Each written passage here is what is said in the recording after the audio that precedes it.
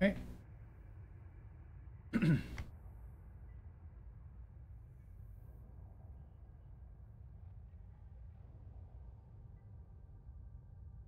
So we're starting just where we left off.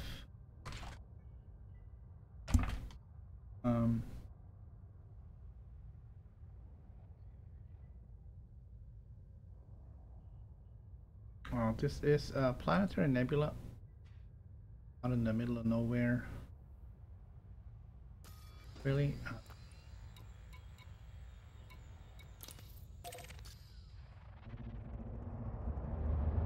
We do have a black hole back here. Really far away at this point. Try and get a little closer. Frameshift drive charging.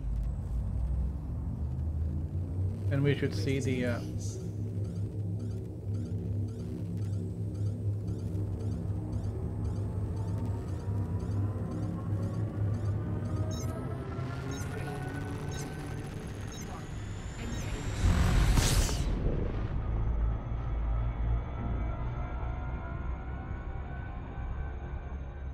you can see the lensing there.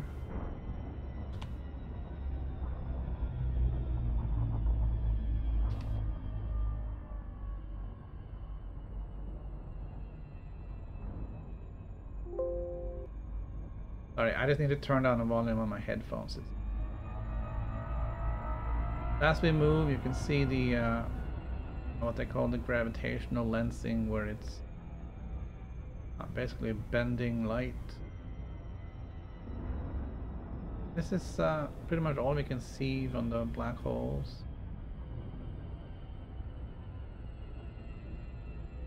I don't want to get too close. An unpleasant thing to get too close to.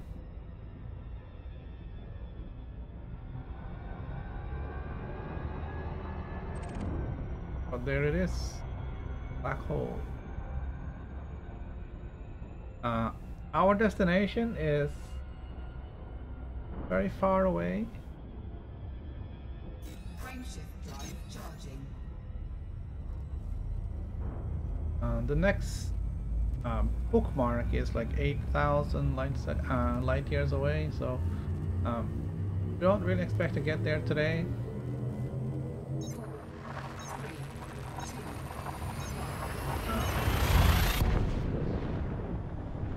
But once we get this thing fueled up and moving, we can see where we're planning on going. Fuel skipping.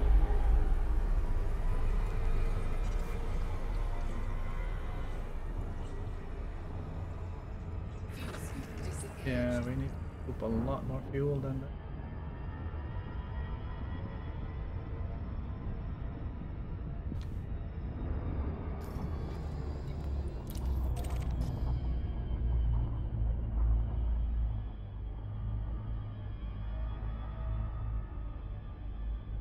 There you are.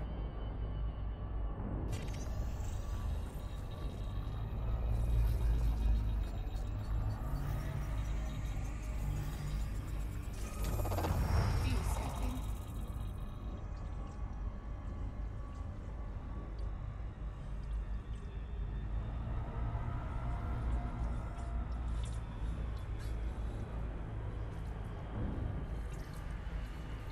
So we are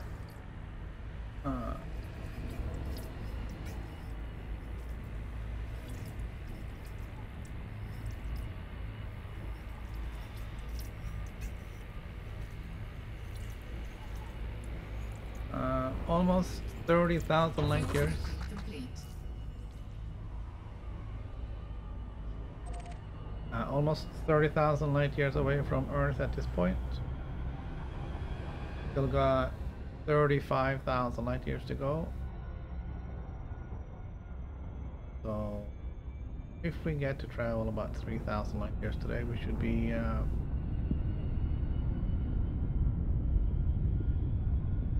past the Frameshift drive charging. halfway mark. We're also jumping a little bit longer. Didn't catch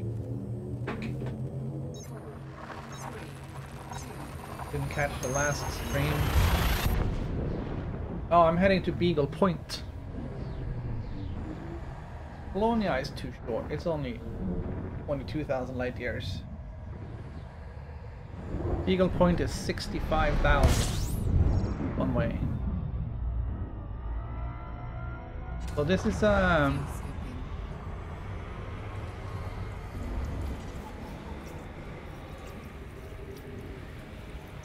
this is an expedition called Distant Friends Expedition. Complete. It is PC users, PS4 users, Xbox users, all going together.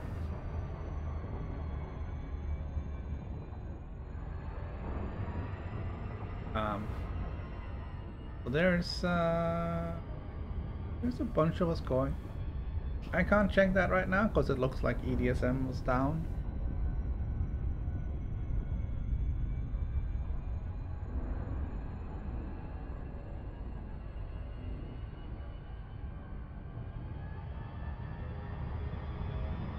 Frameshift drive charging.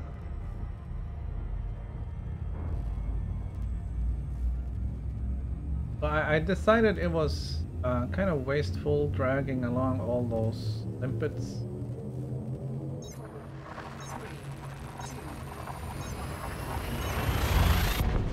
So I threw some away. So I'm carrying a little bit less weight, so that's a little bit more jump distance. Oh, I don't even remember. It was pretty good. Fuel skipping.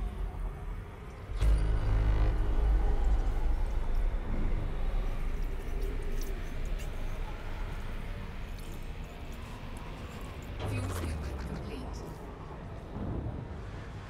And I don't think there's any way to really see that now.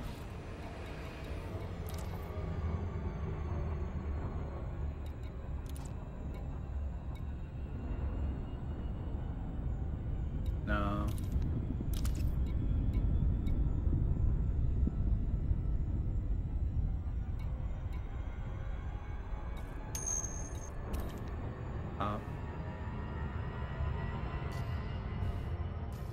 Yeah, the max range is 56.7 light years. But also the ship is as lightweight as it can be, pretty much. I am carrying a planetary vehicle hangar with 2 vehicles in it, so that's some extra weight.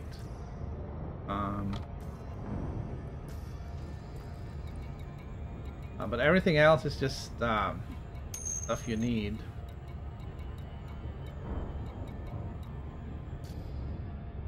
So I tried to make it as lightweight as possible. Yeah, you sort of need it though, because there is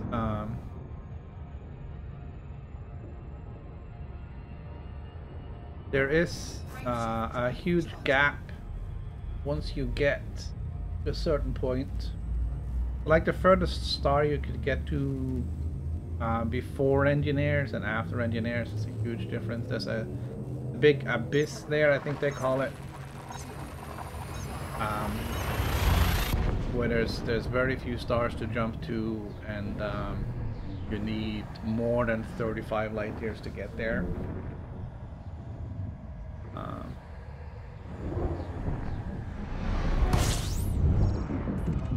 So I just hope I don't get stranded for some reason out there.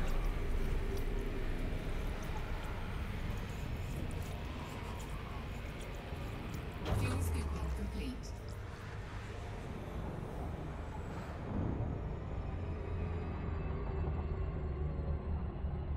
Frameshift drive charging. Right, so today we'll probably be looking for some things. We haven't done that before, or a lot before. Mostly just honked and jumped.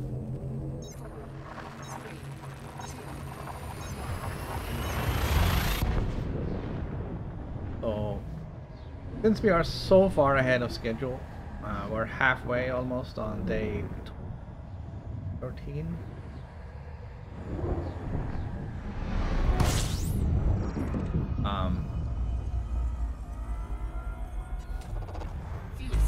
We can slow down a little bit, see what we can find out here.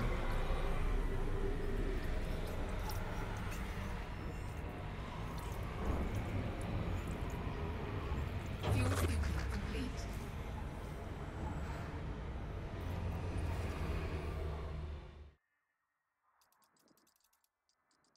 Right.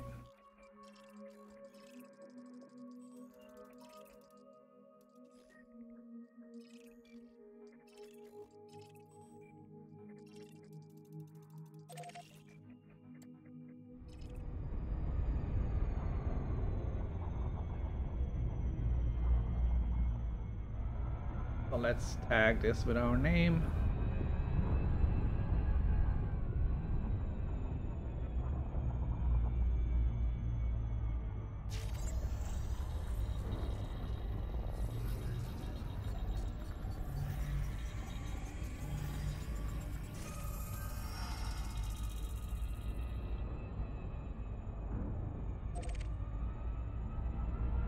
Really not a lot of value in any of these. Which one is closer?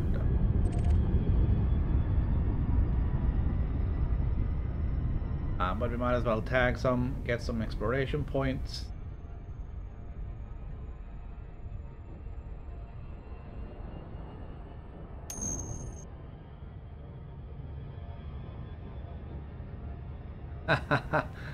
Yeah, if you got 4 times the range on what you got with the injection, that would have been cool, but I'm jumping about 210.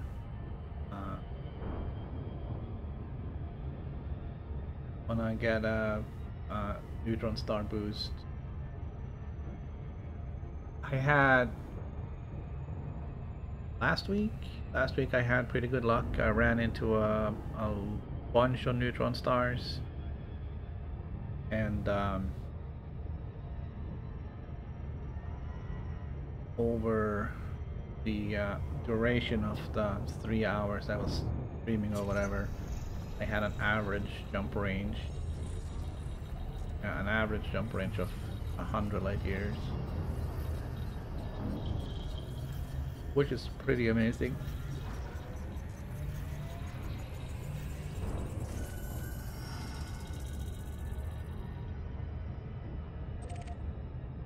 We might as well take.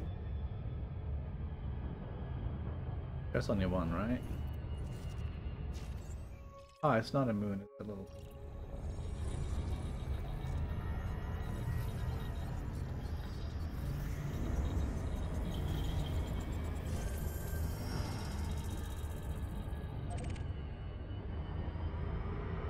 And then this is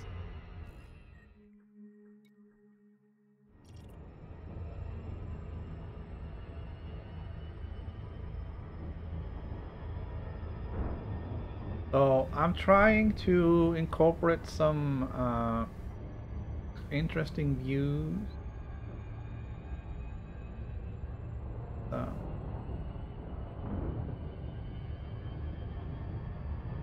It's not always that easy to find.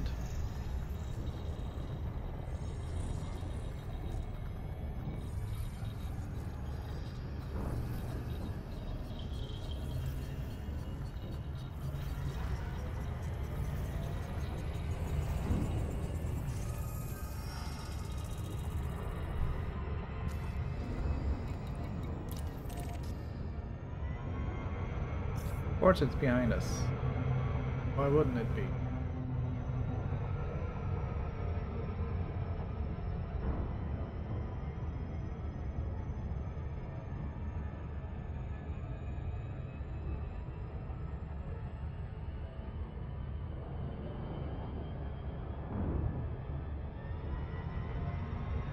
I've been trying to find some things.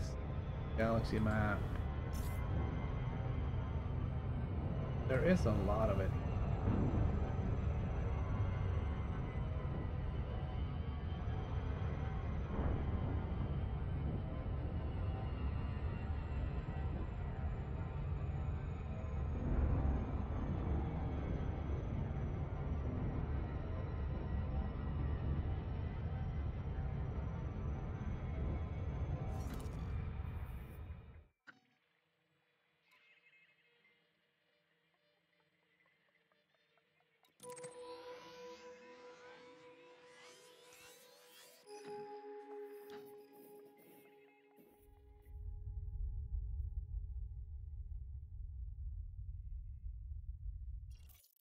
Nope.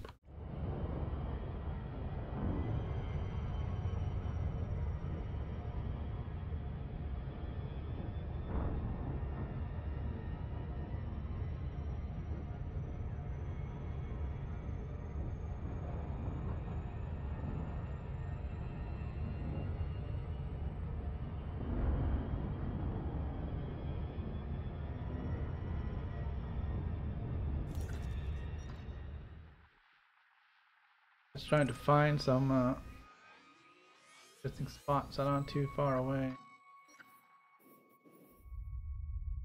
This one is actually right on our way. There we go.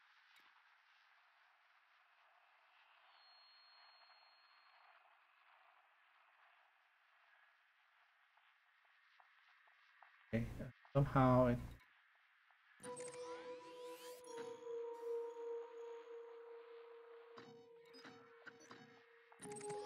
That's the.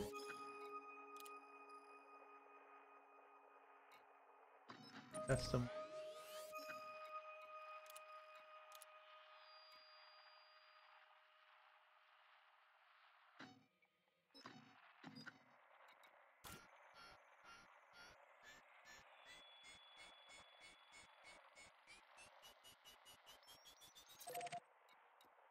Reach for today.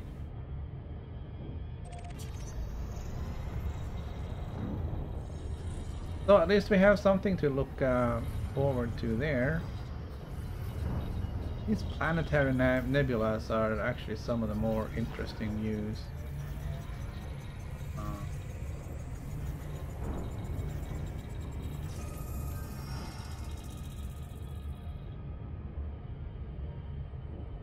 This one is called the Forgotten.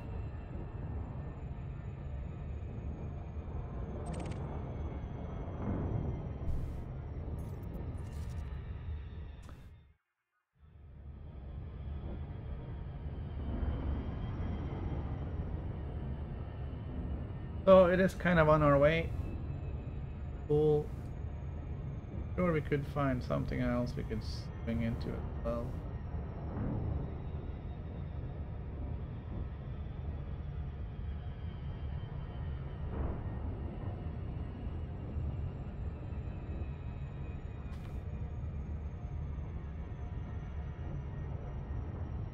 Okay.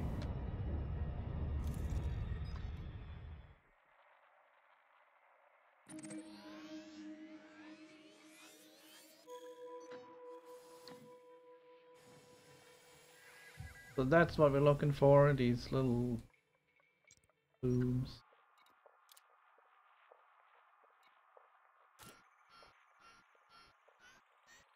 We're gonna go there first.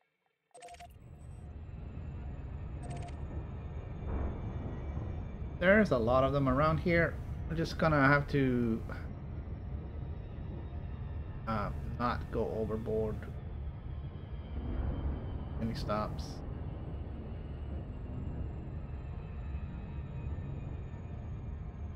Little brown dwarf is really small.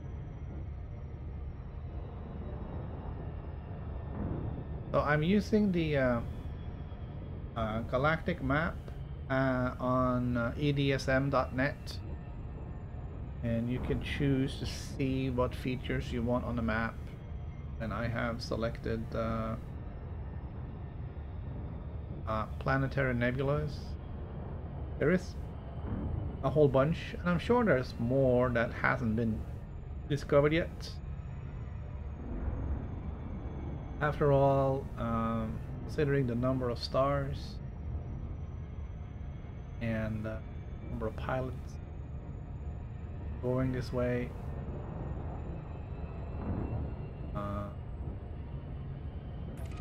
hello.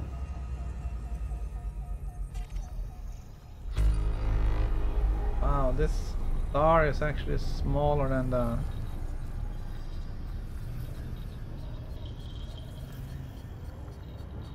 gas giant out there.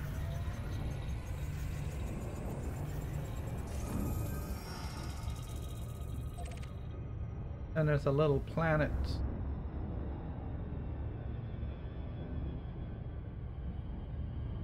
around the little brown dwarf.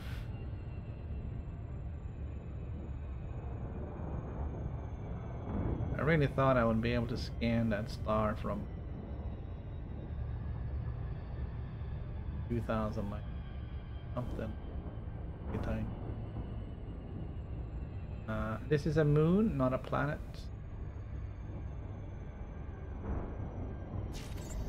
I guess.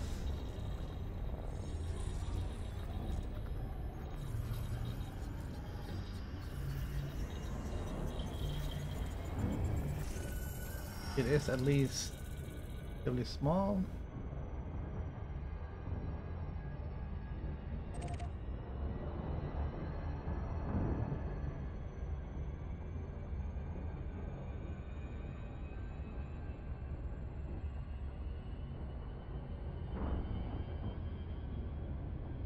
Can fly by this brown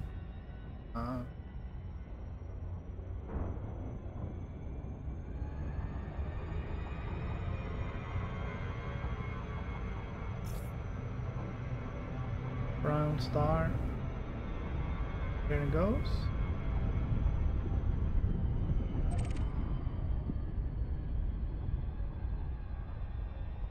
Those guys are a little more than just hydrogen gas giant that caught fire.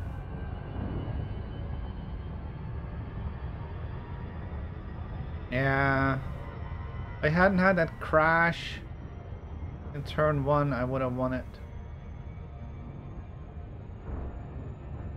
That's a very interesting race. I had to do it again, but I'm probably not gonna live stream it because um, I think I need to focus more on racing and less on trying to read comments.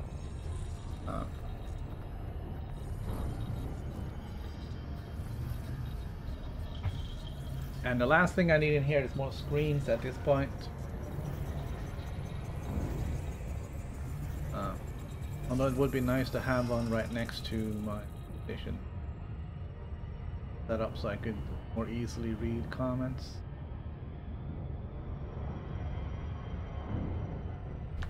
All right, let's head out of here and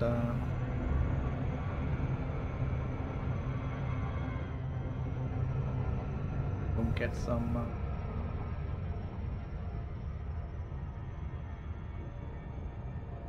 Frameshift drive charging. First neutron star of the day.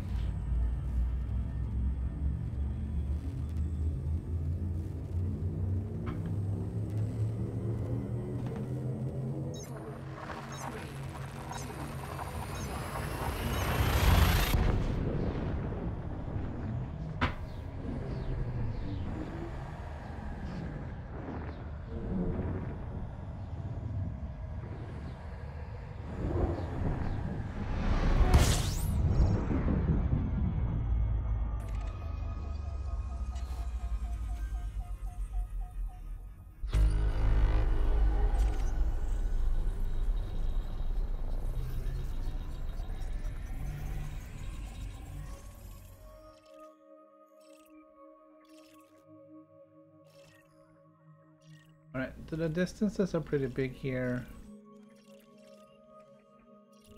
But we're gonna scan these guys. Just have to do the supercharge first.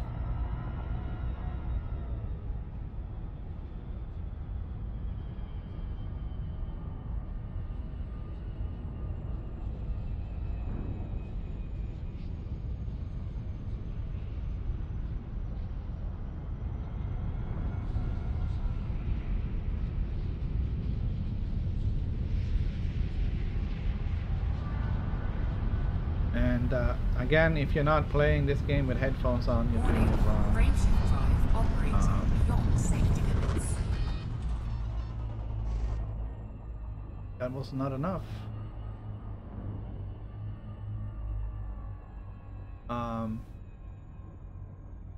You get so much more audio details with than you do just with regular speakers. Frameshift drive operating beyond safety limits. Frameshift drive supercharged.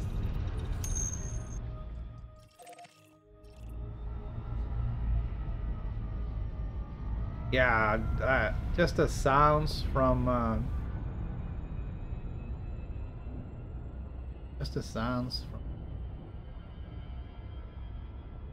when you're getting close to those jet cones.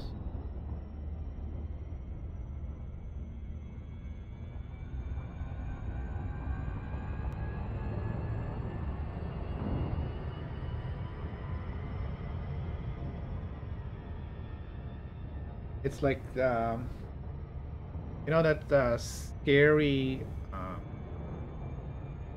background sounds in the Alien movie, you know, the first one.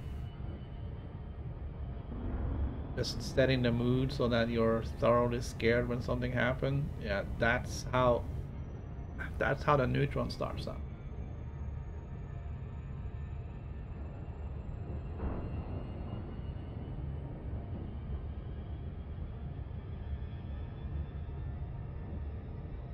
It sounds like something bad's gonna happen any second now. And it will if you don't pay attention. Which, that's happened to me a number of times.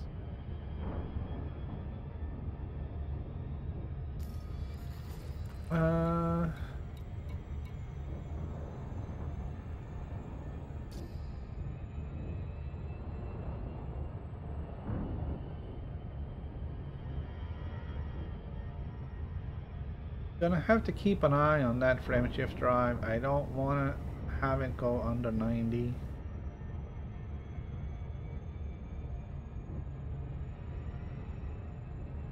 And I'd also like to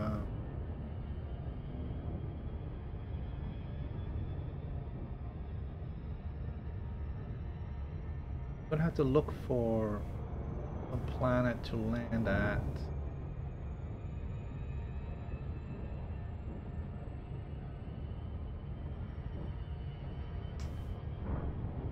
Just have to figure out what it is we need. I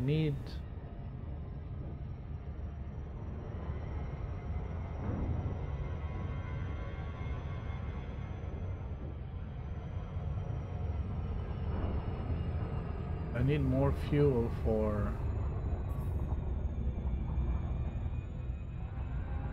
the field maintenance module.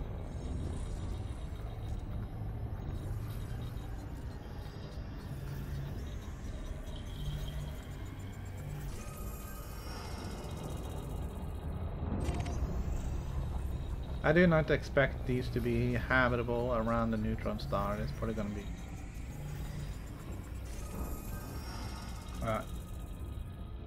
pretty badly radiated.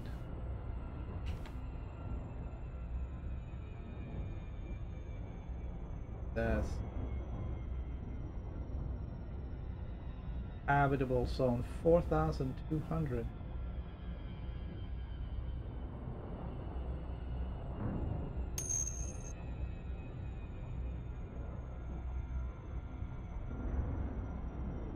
Actually,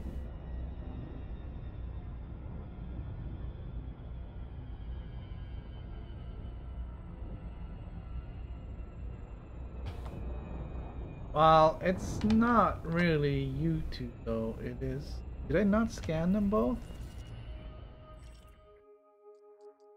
Because this is actually a terraforming candidate. They are both. And this one is either a water world or an Earth-like. Looks like a water world. Based on that.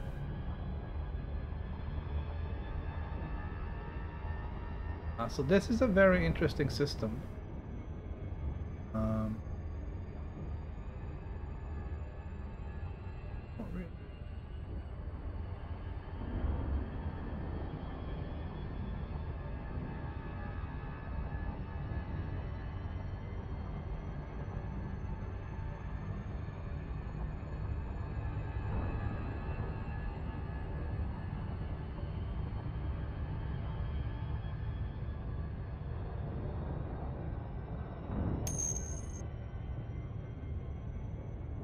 I believe, yeah. I don't think anyone's been here before. There's no name on this neutron star.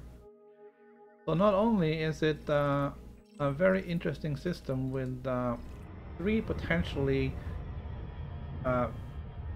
very valuable planets, but it's also going to be a first. Unless somebody is going to be stream sniping me here now and catching the name and running out here and scanning it and running back to Colonia.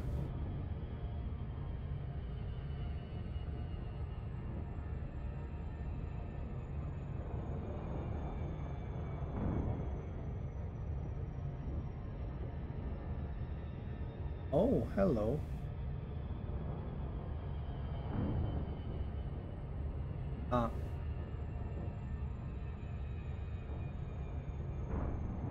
EDSM will tell you the approximate value of the system as you scan the planets on the way.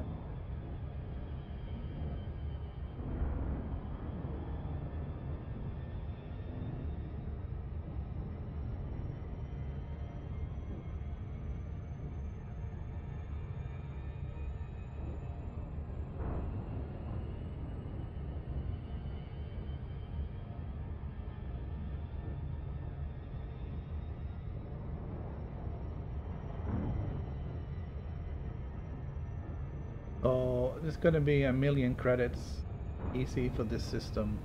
Almost doesn't matter what this one is.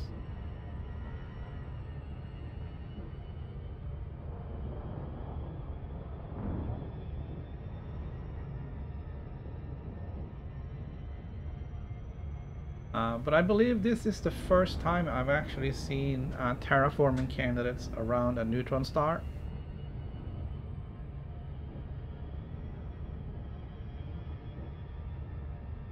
I'm sorry that this one is so far away, but really a whole lot I can do about that.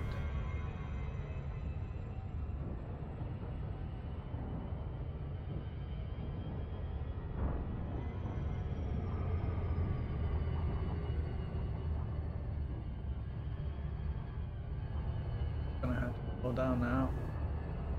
Shoot it.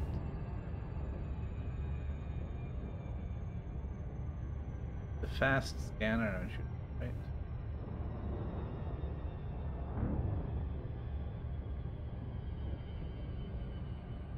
Come on, man.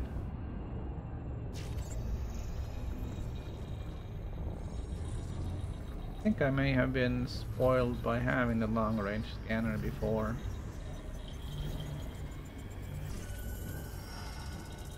That is indeed a water world.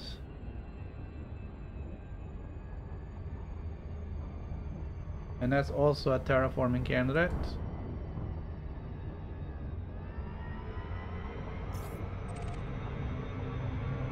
Wow. That is pretty amazing. Here we go, 210 light years. I am actually considering dumping more limpets.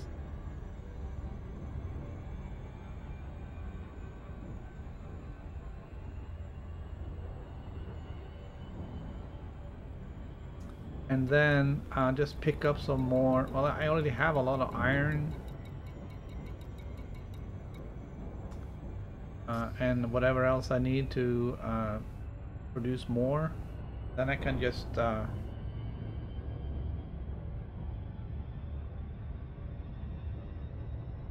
produce them as I go. Frameshift drive charging. Because the thing is, I'm not gonna need more than, for repair limpets, for myself, I'm never gonna need more than one, because I know how much one will repair.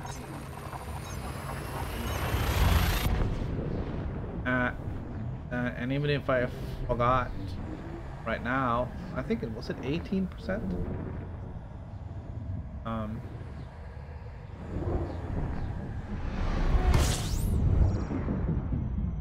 I'm not gonna let my hull go that far anyways. Fuel scooping. I don't like seeing things go below 90. I know you can let it go down to 80, but you know, stretching it a little bit. Fuel scooping complete.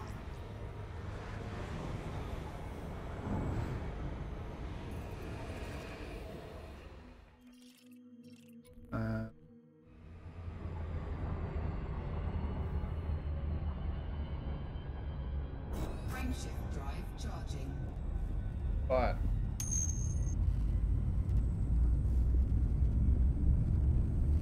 yeah, as long as you bring enough materials so you can create more as you need. The only time I would need more than one limpet is if I need to repair somebody else. But you can also only then use one limpet at a time, so you just send out the limpet, and then if you're out of limpets, produce some more. I think you have the one limpet limit on the fuel limpets as well. Fuel scooping. At least one limpet at a time. So you'd send out one fuel limpet, and then it will Fuel scooping complete. it will hand over, I guess, 1 ton of fuel. I'm not sure how much fuel there is in them.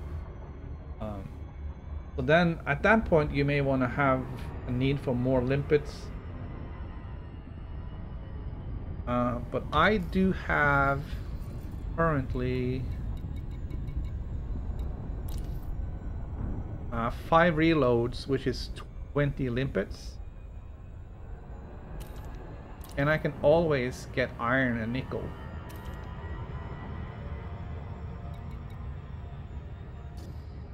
I mean, those are the two most common things to find. Frameshift drive charging.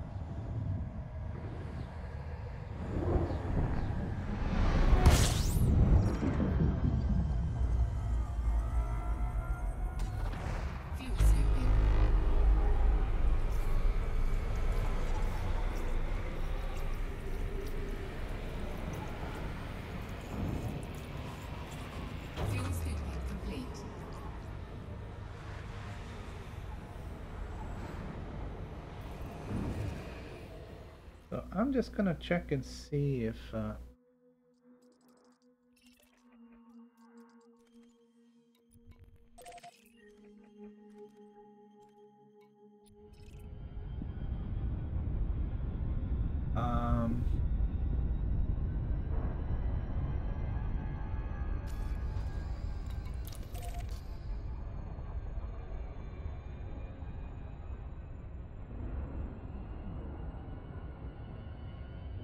I'm gonna see if EDSM is back in order.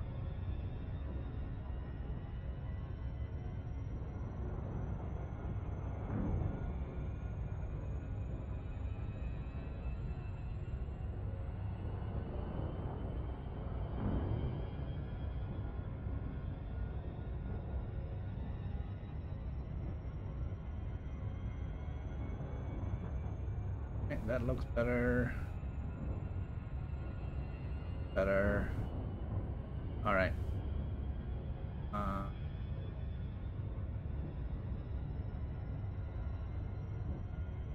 Cool.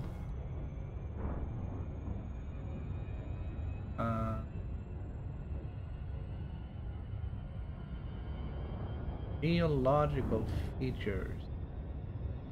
All right.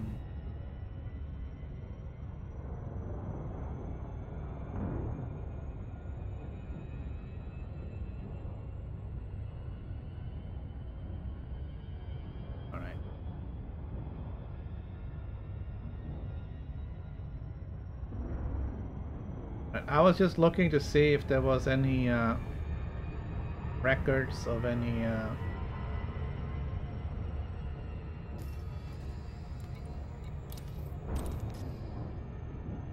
oh, I just unlocked it.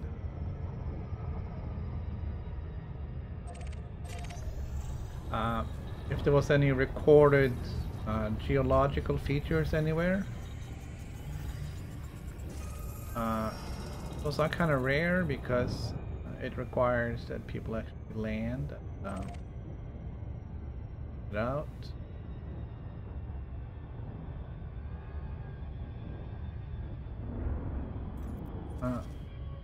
Thing that we found is this one, which is a water world.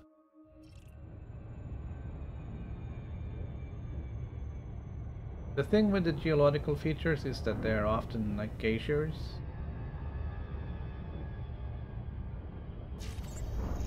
Or sounds. Yeah, at least. And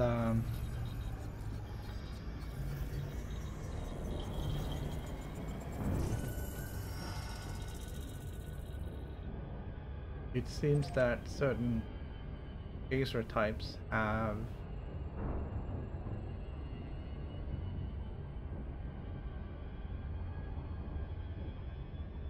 materials basically spawning right there.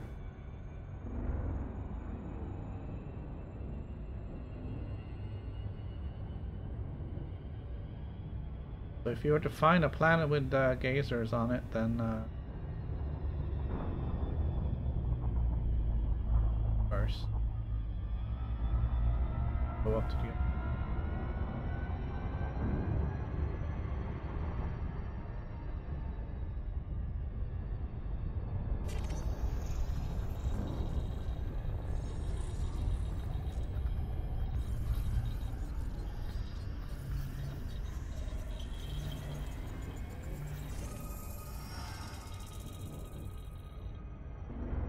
There was one close by, right?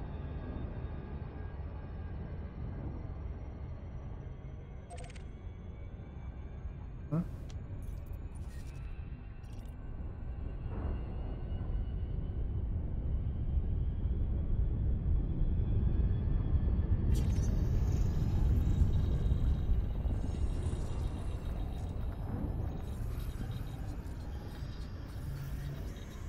I think the only thing that um,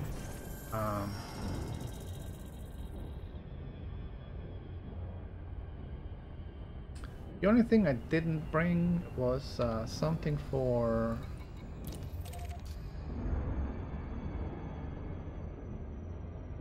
mining, which could have been handy.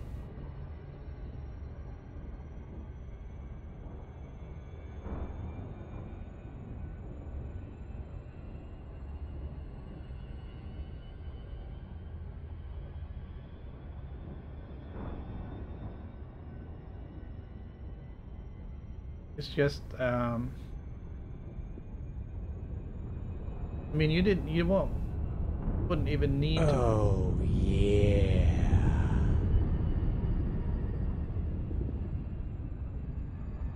Thank you for the subscription, Lonnie. Appreciate that. It's always good to see new people. What was I saying? Yeah, mining. So,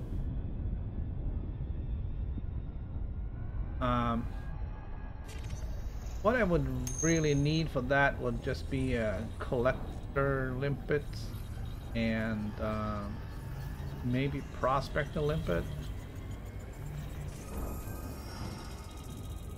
And then you just mine for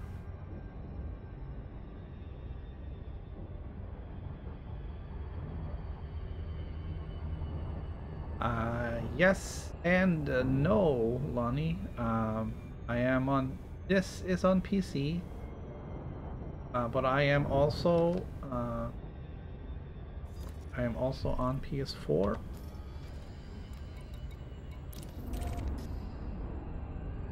But not today. I will be on PS4 tomorrow on the stream.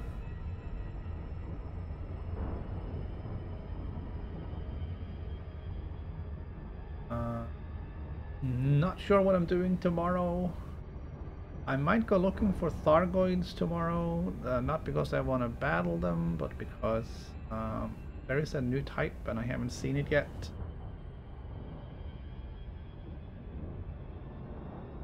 So I might jump down there. Also, the called the Gnosis mega ship is down in Merope right now. I don't think I've actually seen that one. And the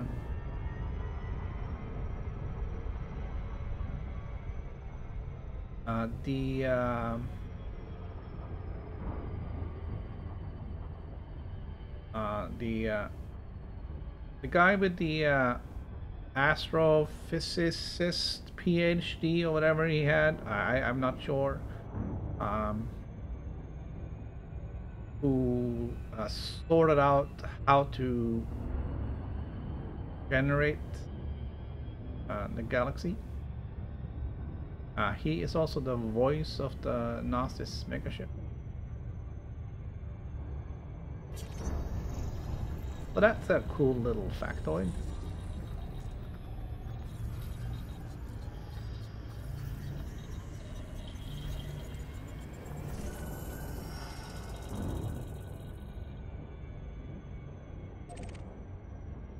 Alright, and there's our water world.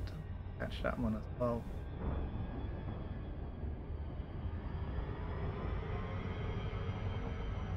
I'm not going to pretend I understood everything they said about how they generated the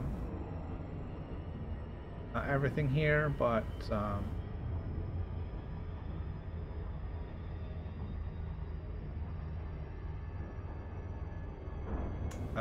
it's the fact that everything is generated the same way every time.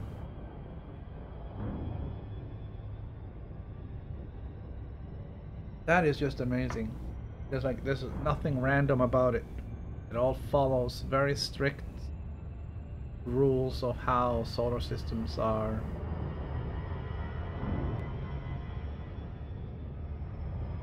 generated, like you know, how they happen to be made in the real galaxy.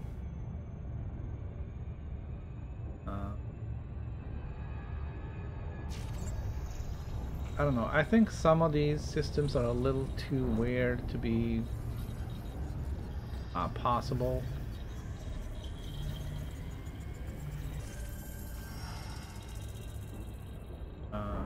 But, you know, I'm not the expert, he is.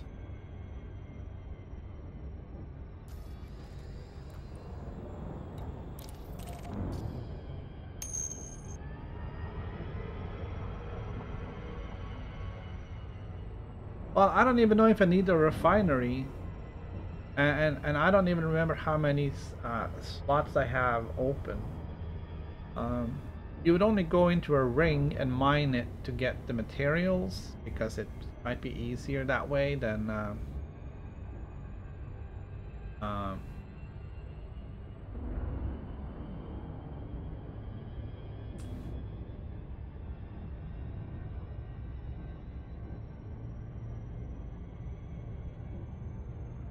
because carrying the refinery is just going to be a pain in the neck. The extra weight. And then you're going to have cargo space for all of the stuff to go into. Either that or you just have to toss it out.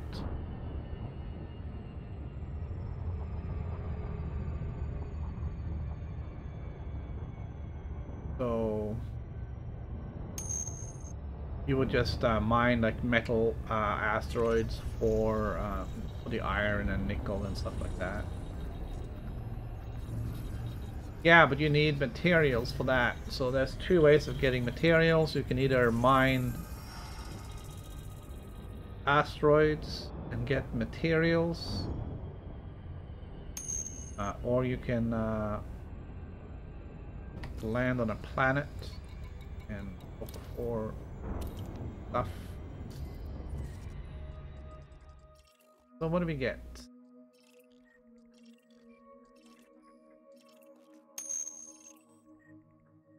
Terraforming.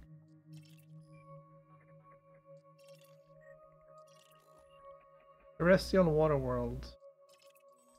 I'm gonna leave the last two.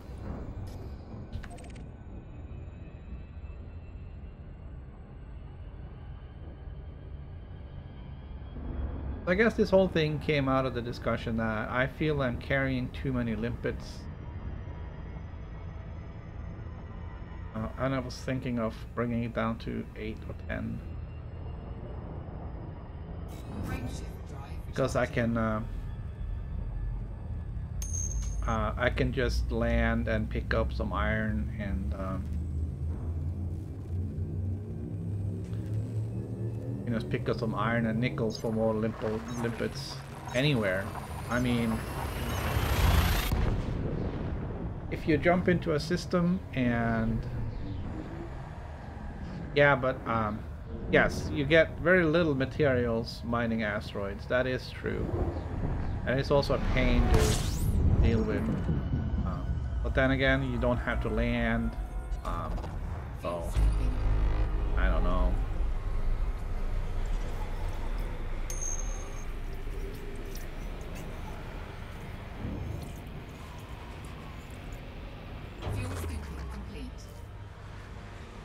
I probably would just land and get it.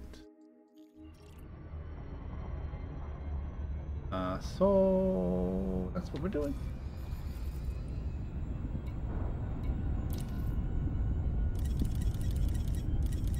Not sure what the difference is, but oof. Here we go. And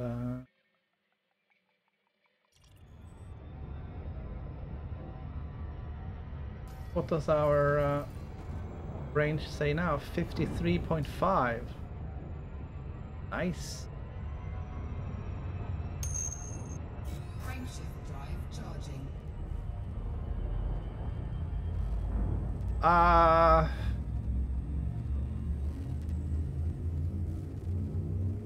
Sometimes I will scan a whole systems, sometimes not.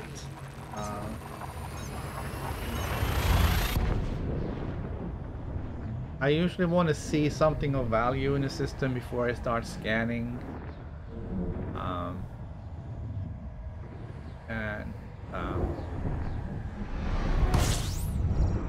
shit, I did not see that coming. Alright.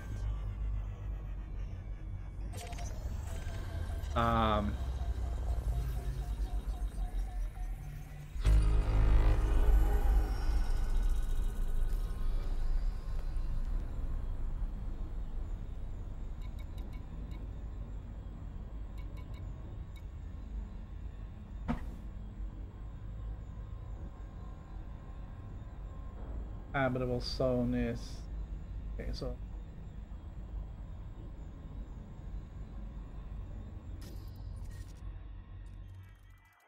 alright, there's no planets in here anyway.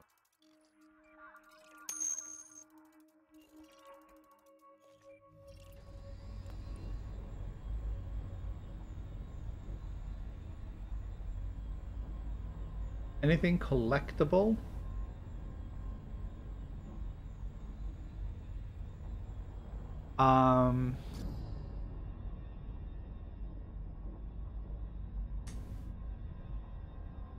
Not finding that many USSs out here.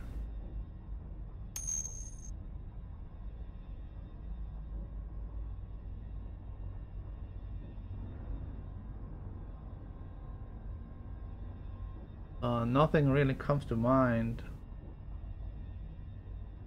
I found, well, not on this trip, but on another trip earlier a few weeks ago when I went out to Colonia, I did find a bunch of canisters spread out on a planet. Apparently someone crashed.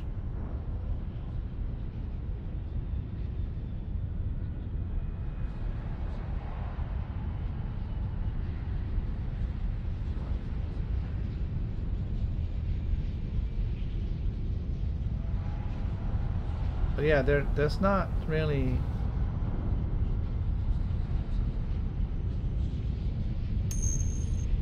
a lot of USSs out here. Safety limits. Frameshift drive supercharged.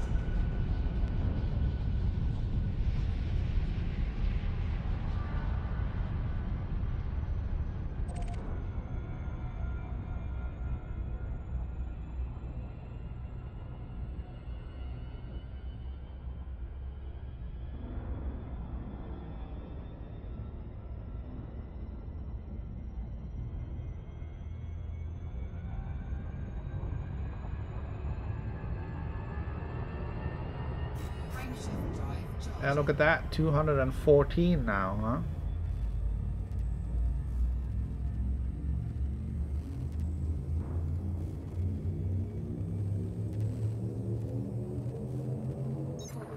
Yeah, if you just arrived, just a few minutes ago we ran into a neutron star with 3 terraforming candidates, which was pretty awesome.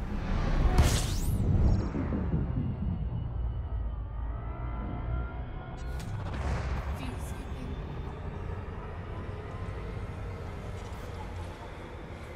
I love seeing stuff like that.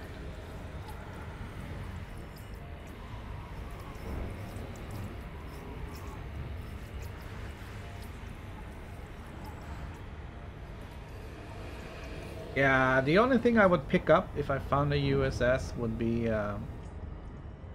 materials or data. I wouldn't actually pick up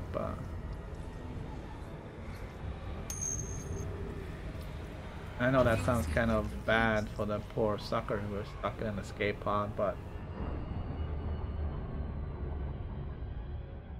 be out here if you're gonna survive. Ah, that's kind of harsh.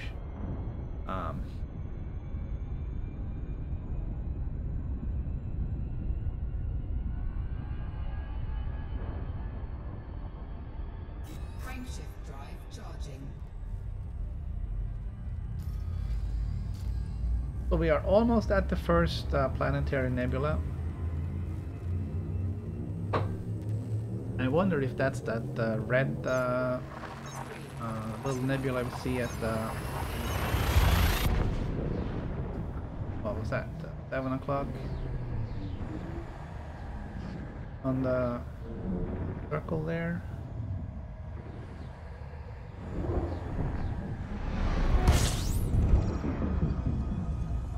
I believe this one was called the Rose Nebula. Fuel scooping. And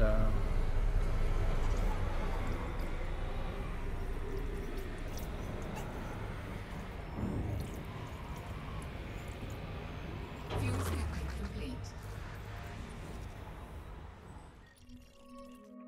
all right, so here we're scanning this. All right. This looks like jackpot.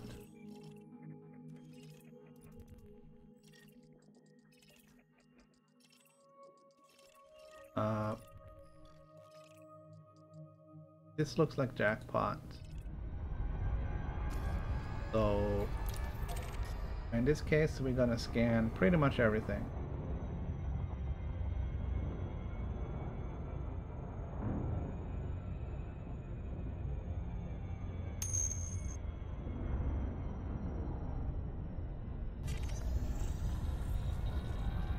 Yeah, looks like Christmas came early this year.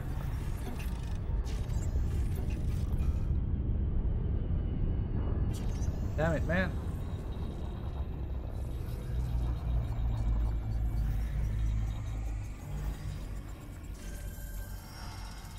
Sometimes fast scan isn't fast.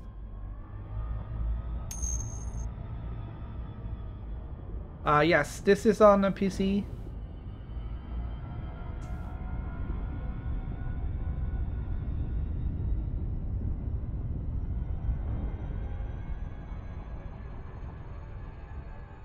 I'm gonna check the habitable zone on this star. 1,000 to 2,000.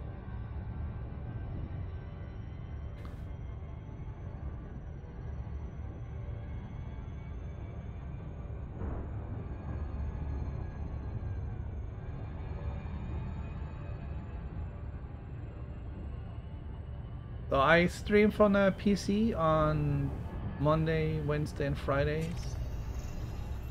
Right now, we're doing the Distant Friends expedition, which is a friendly group of people.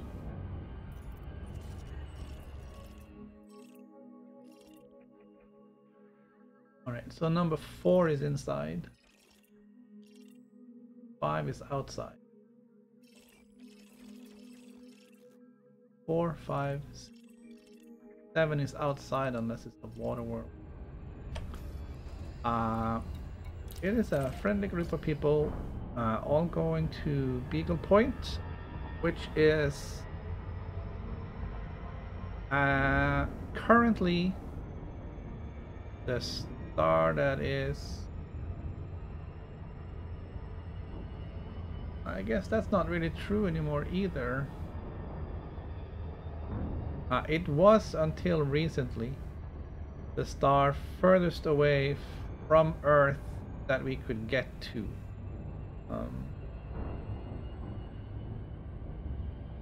I believe now there might be a few stars a little bit further out that you could get to if you feel like taking a chance. But Beagle Point is kind of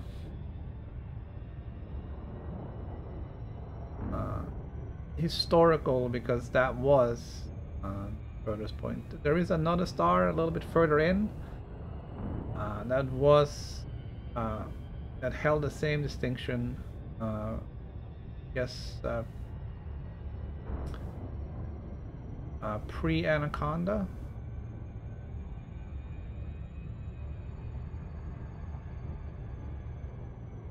When people would go out here in asp, diamondbacks, and whatnot, they could get there but no further.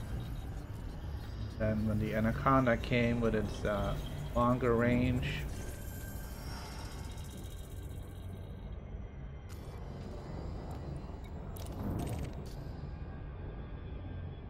people were able to get to Beagle Point.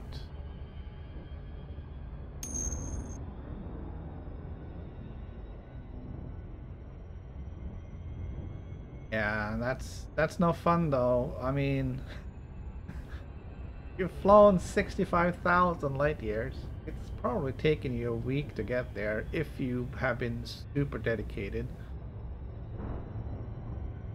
I mean, we're on day 13, okay? Tomorrow is 2 weeks since we started, and I am just about to hit the halfway point.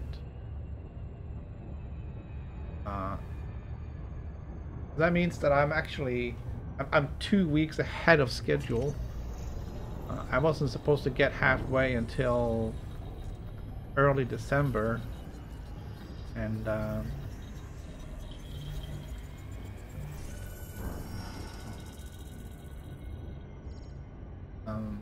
so we're getting a lot more distance than we thought.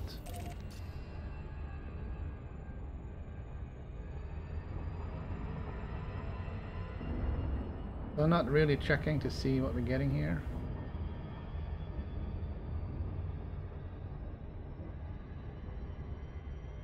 I scanned 1, 2, and 3. All just high metal contents, nothing special. Number 4, I think we said, was inside. Yeah. Number 4 is inside the habitable zone.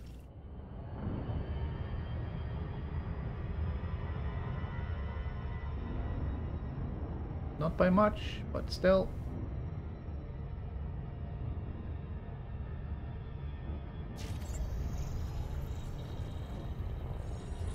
It's gonna be a super fast flyby.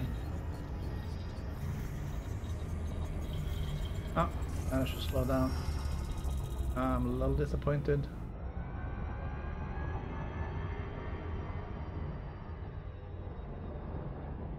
I'm a little disappointed. I had hoped more out of that one.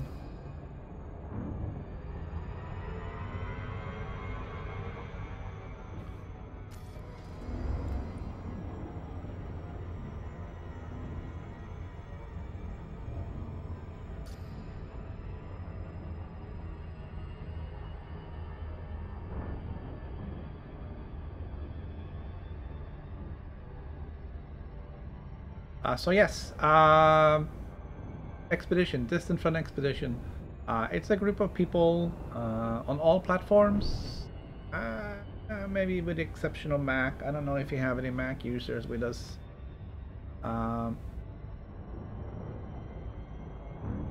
And it's a very simple expedition. You just start at Earth and fly out to Beagle Point. There's no other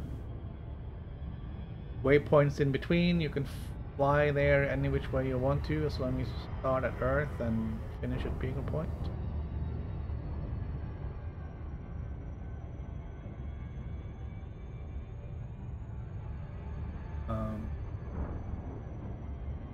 Kind of doing it to show that we can do it even if we are separated by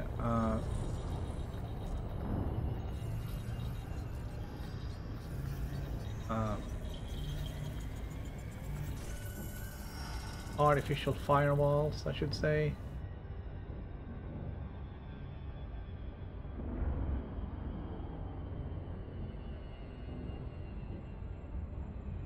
Alright, that one was a terraforming candidate.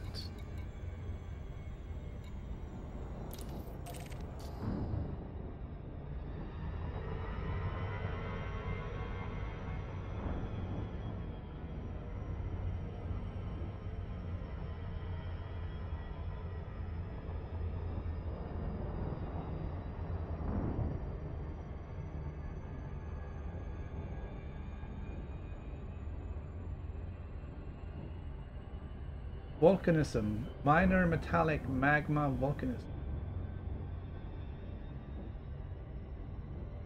Gravity 1.5 G. Earth masses 2.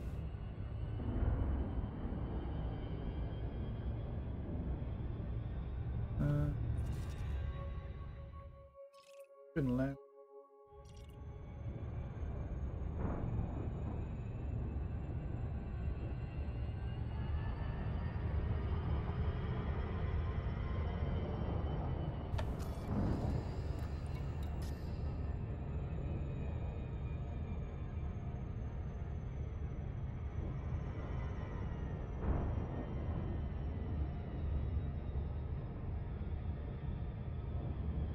It was interesting looking at the map for the expedition because it does track where everybody is if they're using any kind of software that allows for automatic updates to be sent to ETSM.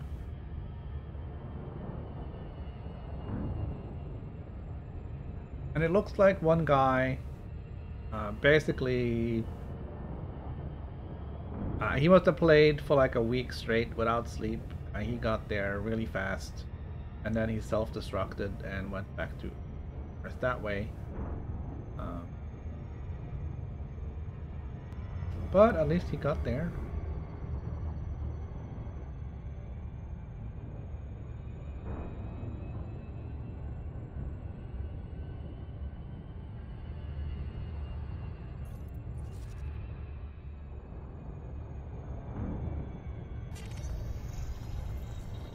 We're gonna scan this one and the move. Might as well take the move here.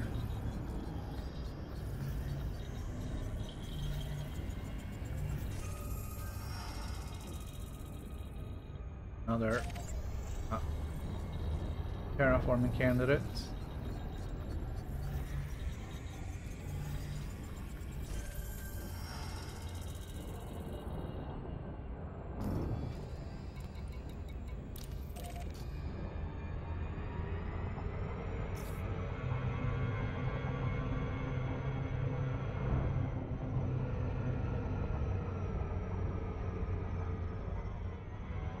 And this looks like a water world.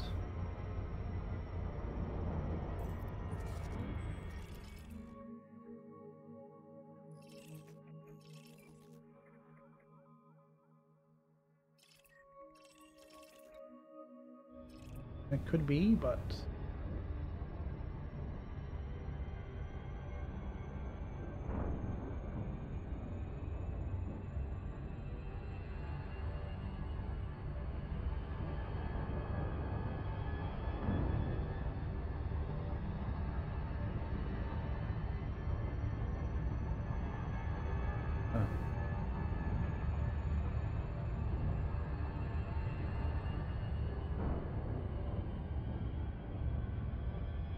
so it's kind of time consuming to scan everything in a system, which is why I don't really want to do that too much.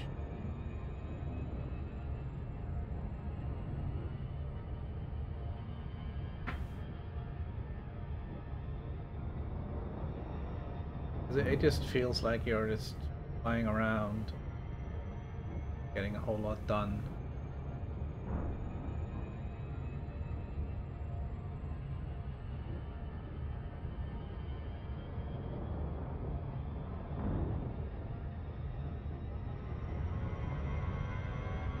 Uh-oh.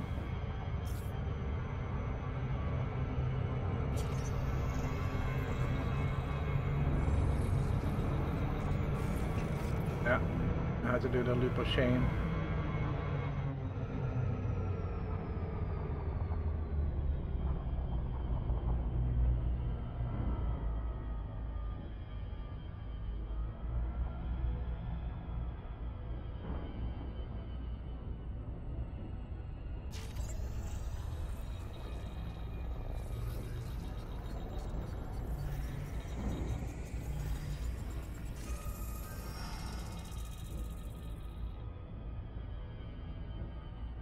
That was indeed a water world.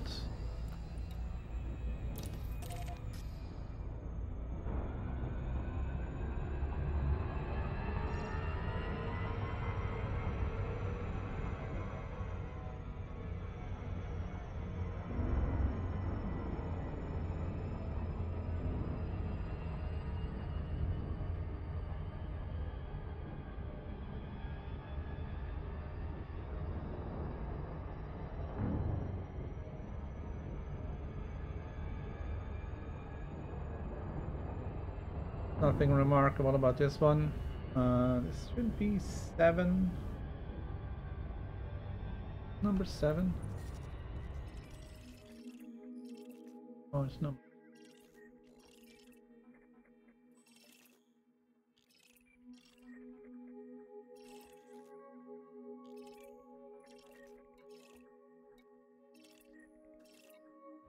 Well, we'll scan everything except that little ice planet at the end.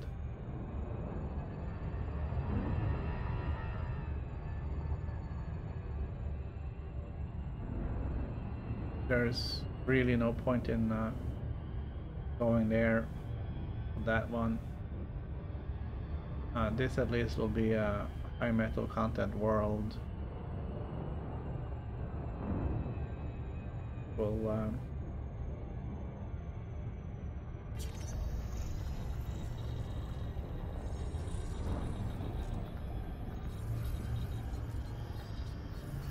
at least be worth something.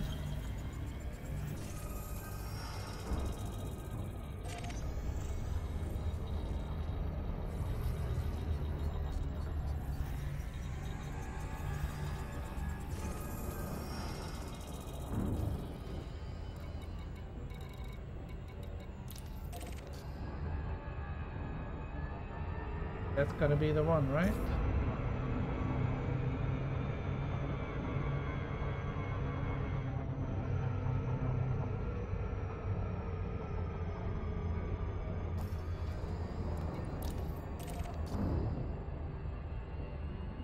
What the?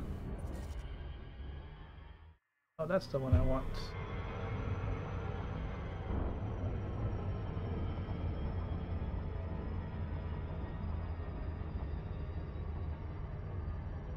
Alright, so I'm not gonna go out and do these guys because it's too far for very little.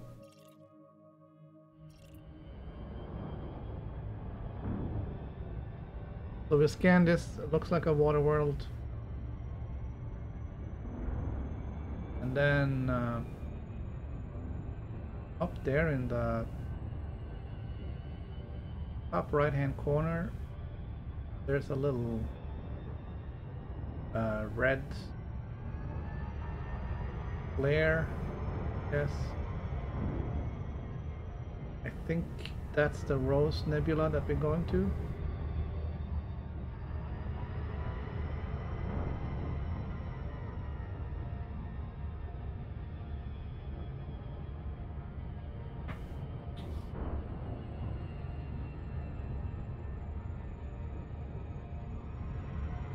So I wasn't really sure what a planetary nebula was, so I did look it up, and it's a little strange. It isn't what it sounds like.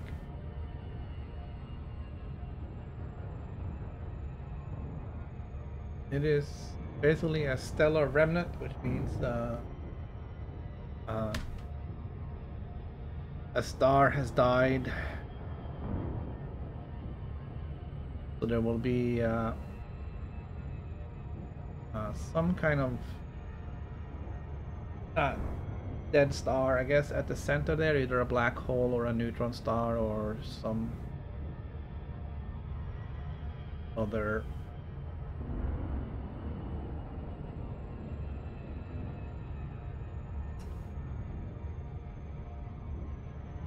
or nothing, I guess. But the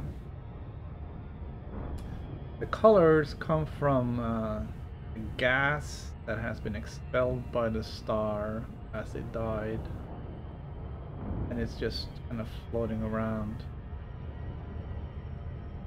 uh, inside the system.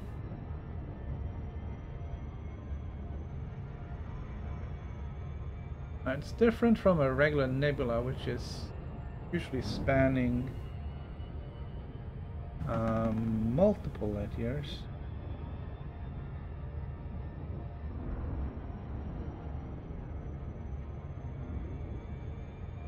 A planetary nebula is usually just limited to a solar system.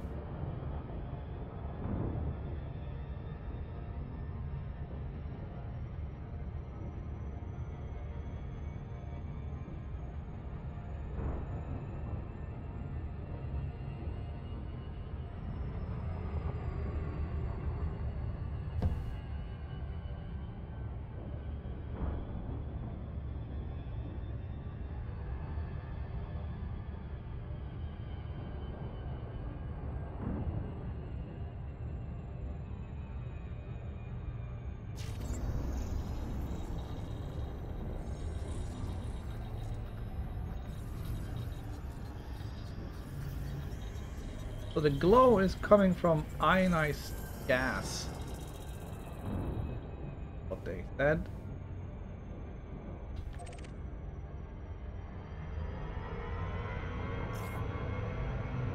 Have a look when we get there. Only 2 jumps away. Frameshift drive charging.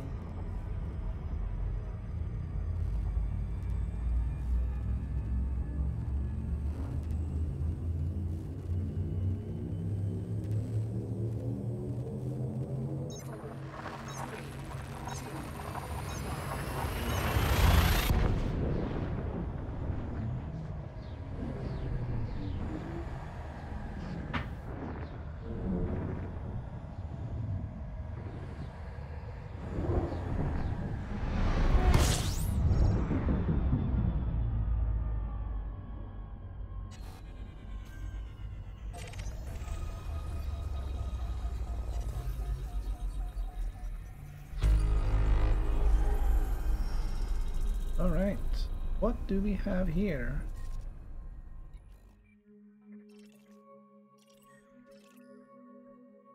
Oh, I'm not surprised that this one has been discovered because there's a bunch of people that has been to this planetary nebula, which is that red dot over there.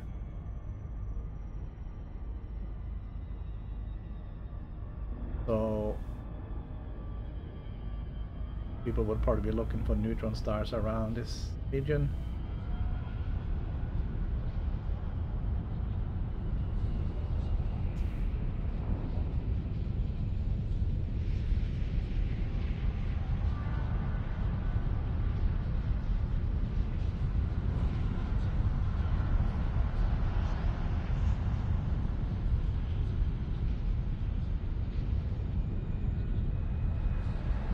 Alright, here it goes. Warning, frameshift drive operating beyond safety limits. Frameshift drive supercharged.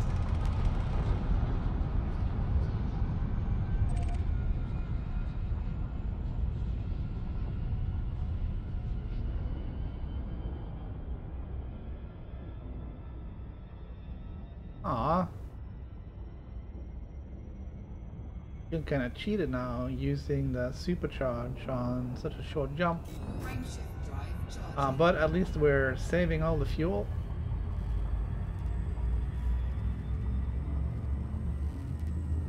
So like I said, there's a neutron star at the center of this one, which I guess that's what is, that's what's left of whatever star was here before.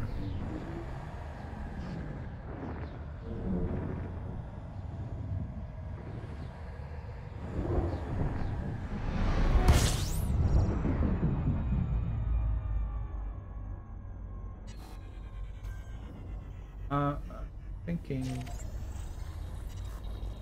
some of this is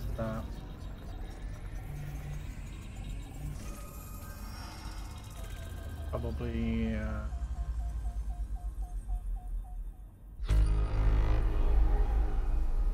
obscured by the oh, you can see some of the red stuff. But let's go into the thing and get supercharged.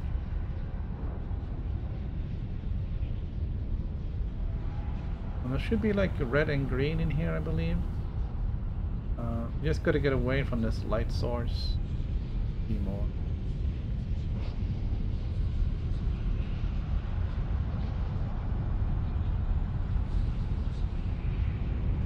Alright.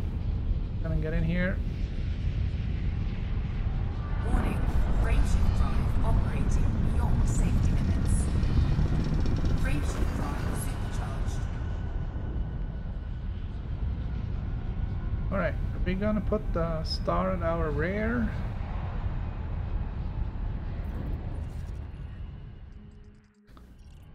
And then we're gonna get away from it a little bit.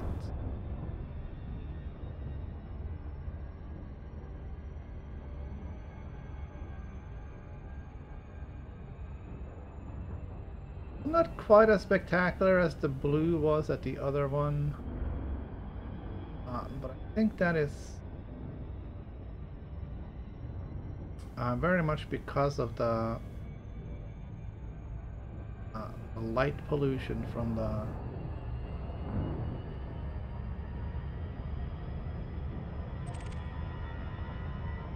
the star.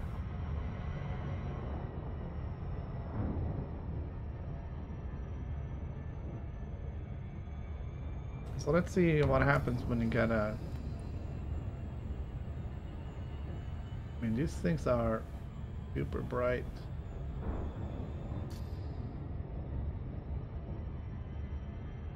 Alright, so here we see, now we can see a little bit more of the gases from the star that exploded. Some greens and reds.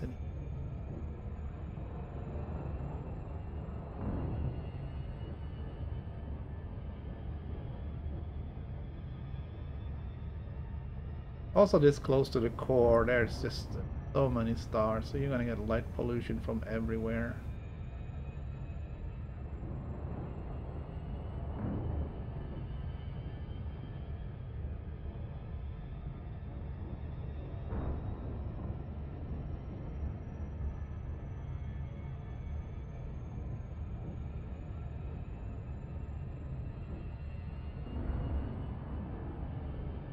This is pretty cool. And it's procedurally generated.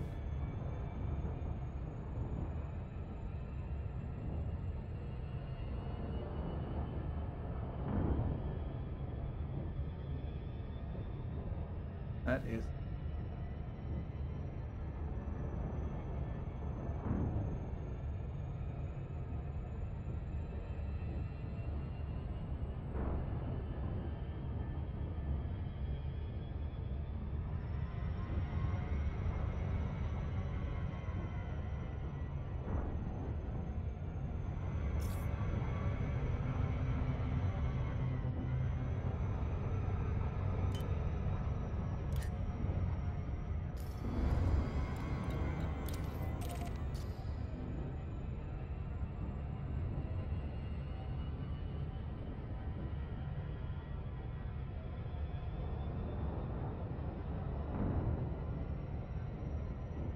here we're getting a better look at the reds and the greens.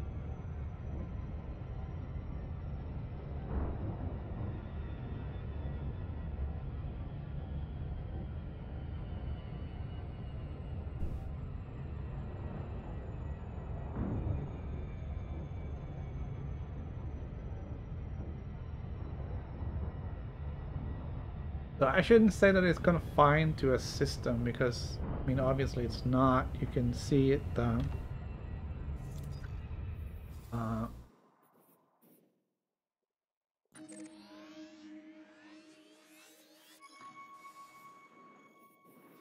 Okay. Of course, not that easy to spot right now.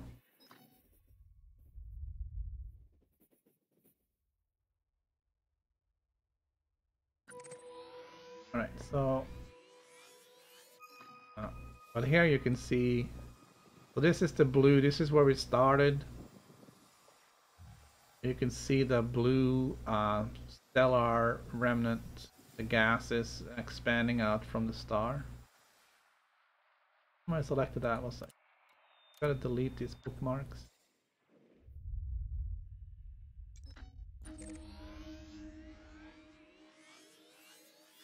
And we can't see it here because I'm there, so it will, these lines of where I can jump to is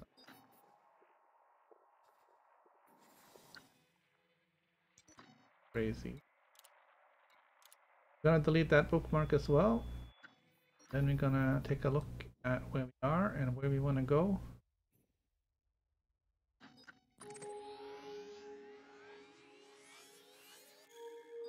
Here we have another one.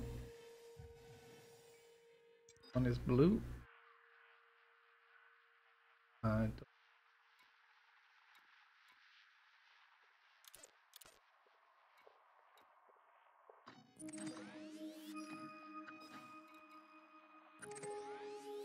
don't know why it does stuff like that. I hope they fix that. Just out of nowhere, it will change your selection.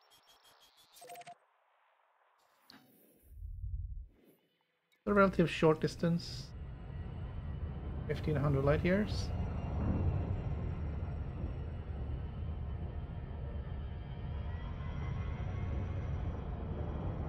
Kind of bad statement though. 1500 light years is a short distance. There's a few jumps. Gonna start. Frameshift drive charging.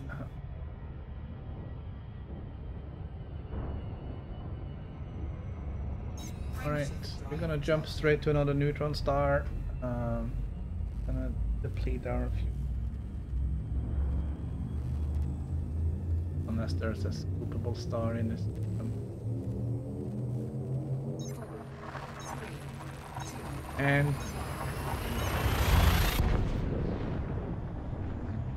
we're gonna need to look at repairing the frameshift drive as well at this point, just after the next neutron star jump.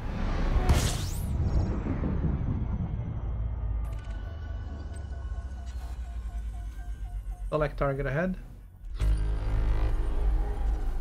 Select target ahead. Having some trouble with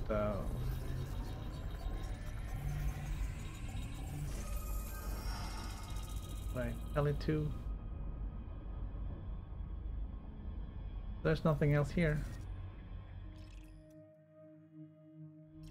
First discovered by Tim Possible.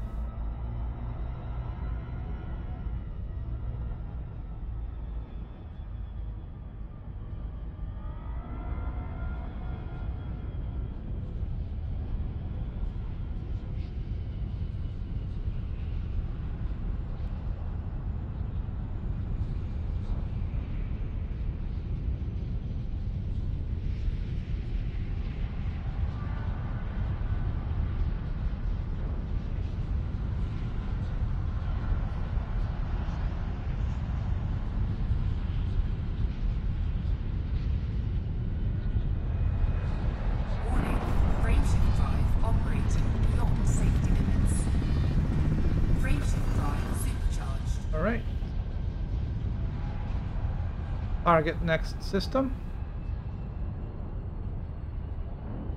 Alright, what is up with voice attack? Target next system.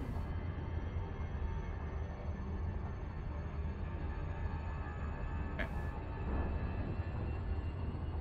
Might as well just turn it off.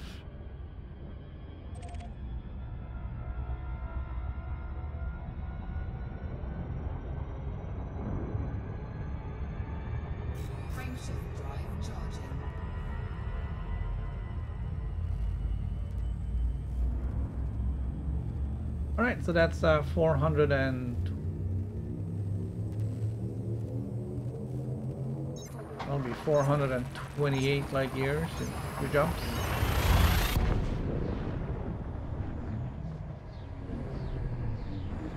That will take us closer to our destination.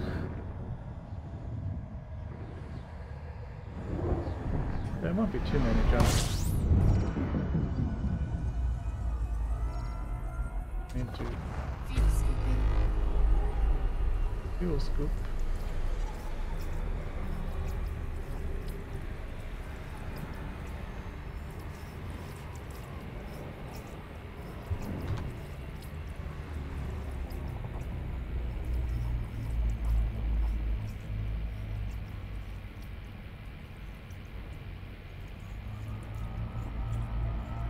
Fuel scooping complete.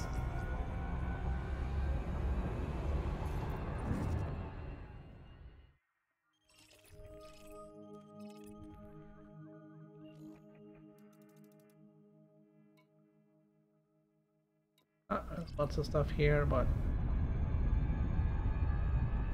Frameshift drive charging.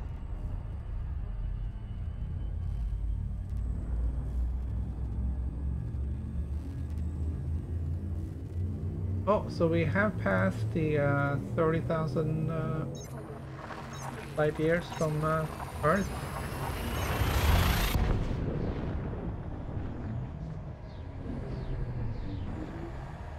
Getting closer to the halfway mark.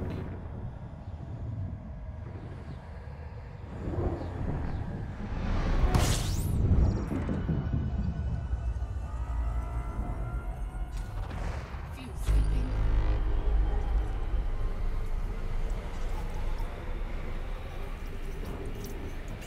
Of course, we have traveled. Fuel scooping complete. We have traveled a lot more than 30,000 light years because we've gone up and down and back and around. So our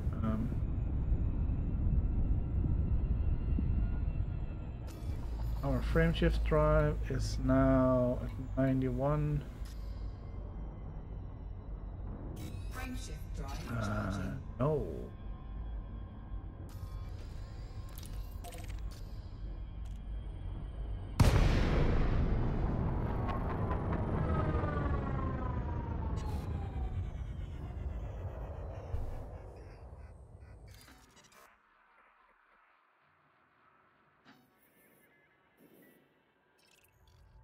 All right. Quiet. Flying.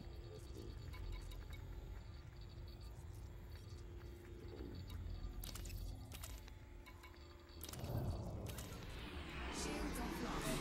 Module repaired.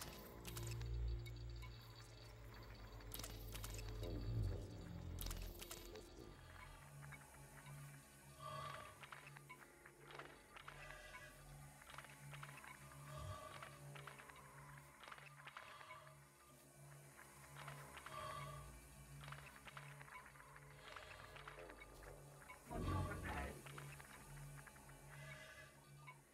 Module repaired.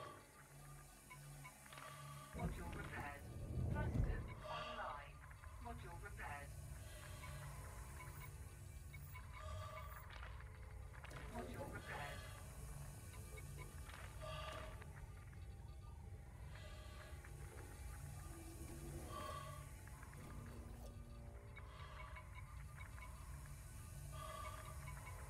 Module repaired.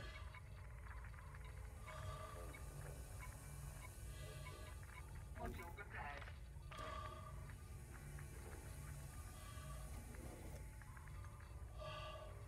Module repaired. Module repaired. Module repaired. Module repaired. Module repaired. Just gonna get everything.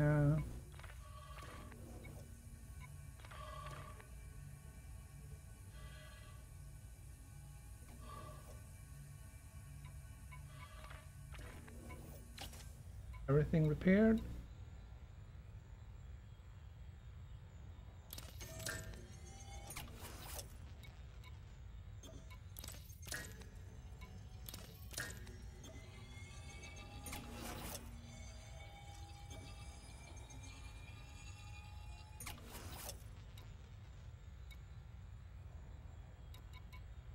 Well, I guess I don't really have that on. Not that it really makes much difference to use 93.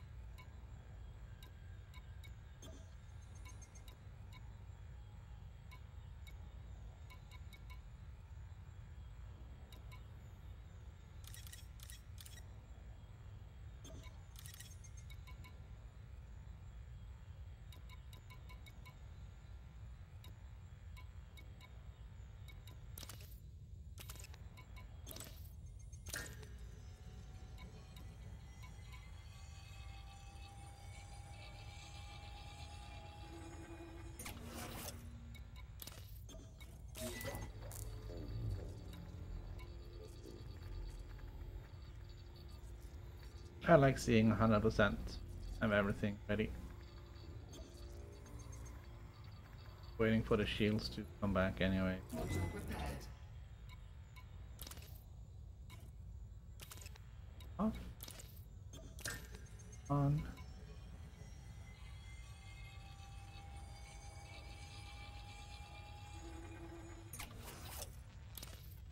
Module repaired. Carrying that one. Go.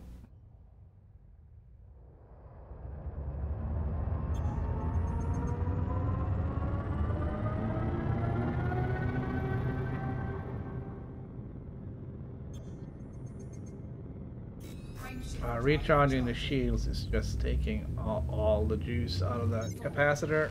3, 2,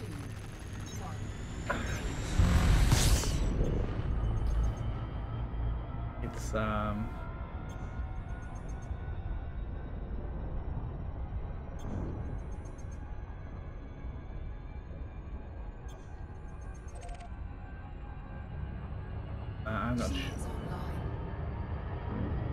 I'm not sure if it's really necessary to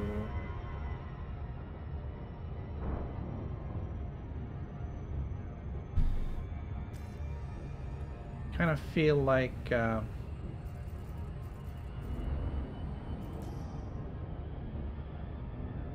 undersize the capacitor a little bit.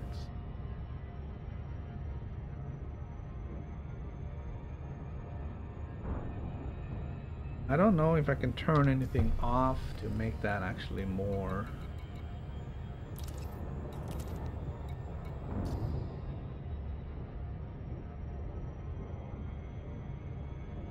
No, it's still just sucking all the juice out of it, just recharging the shields. Alright.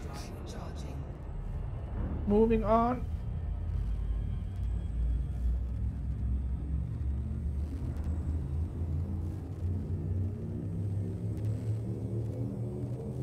Gonna be another neutron star.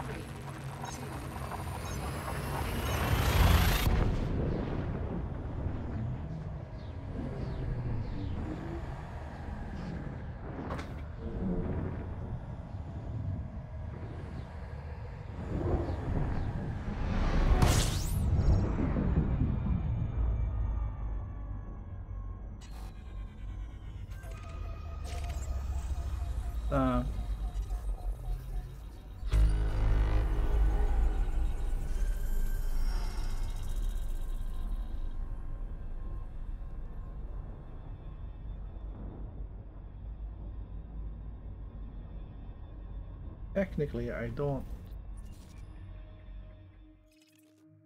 need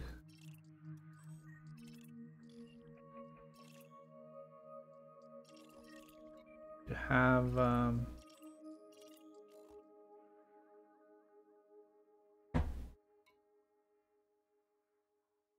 shields up and running. 752 to 15.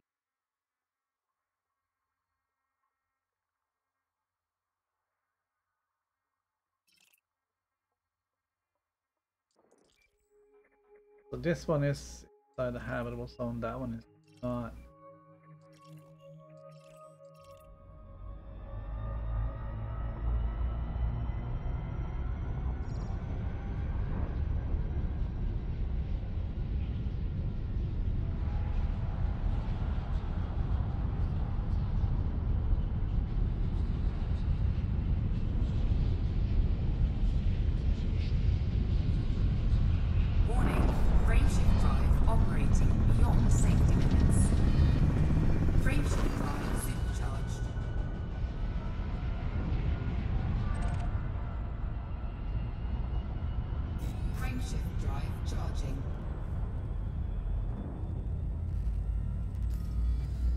We only got 14 jumps to our destination.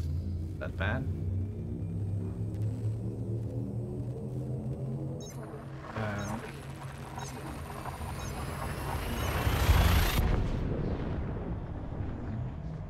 I'm not sure if that one said black hole or a neutron star, but find out when we get there.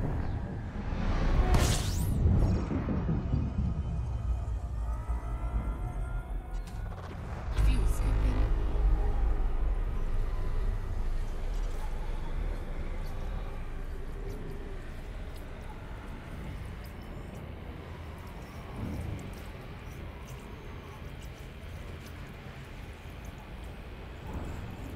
Fuel scooping complete.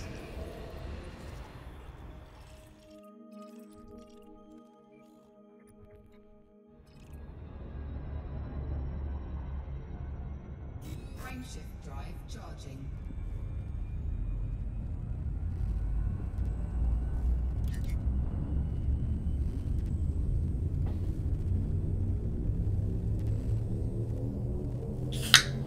Ready to engage. 4, 3,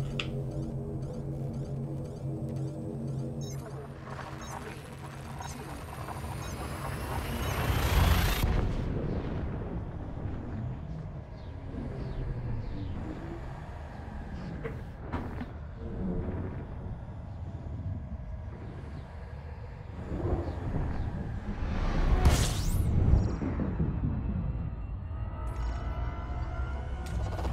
Fuel scooping.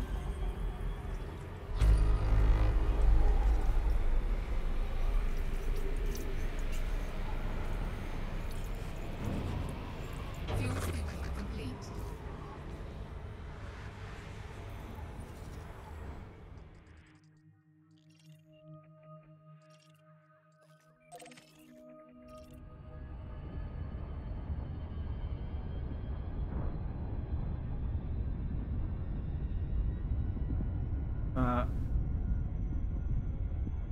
This looks like a class 2 gas giant. Valuable. 50,000 credits.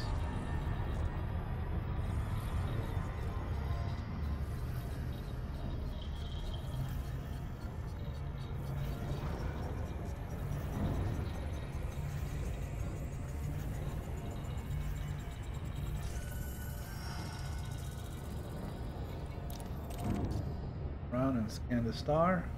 Actually, that was 75,000.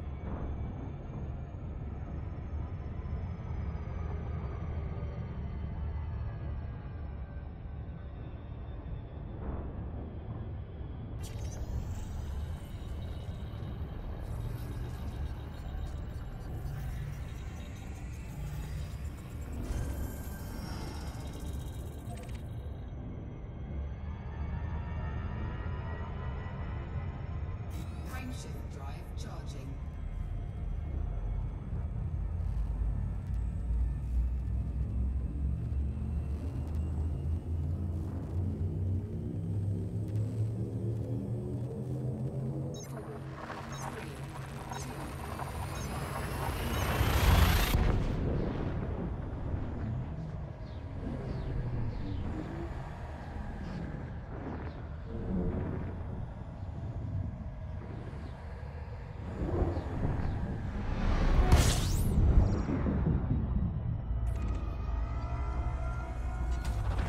Fuel scooping.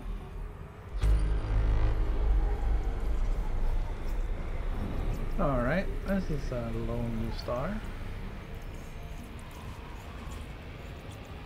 Fuel scooping complete.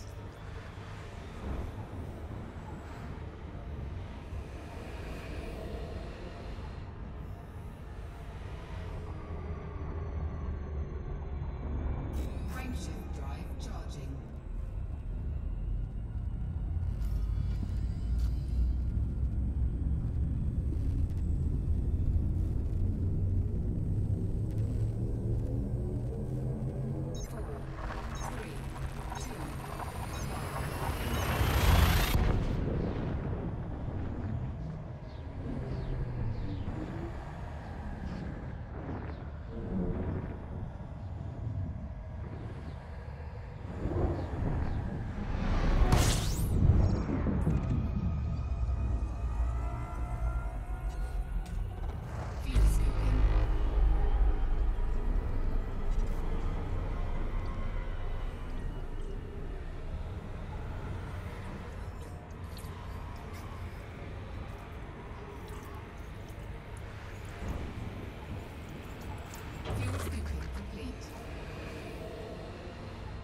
Alright, let's have a look and see what we got here.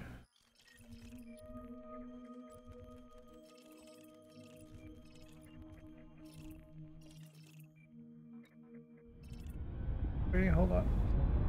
I'm gonna have to take just a minute. I have to visit the little commander's room. I'll be right back.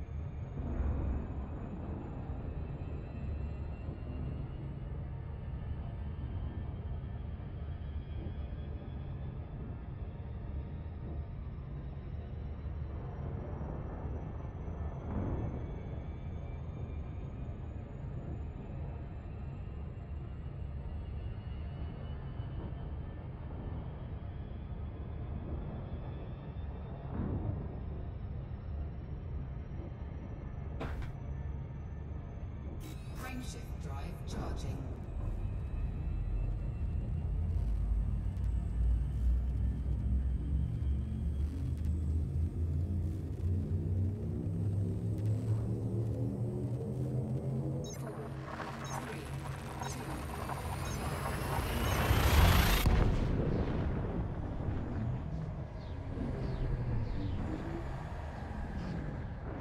Alright.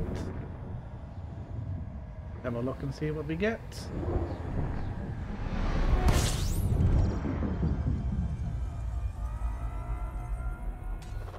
Fuel scooping.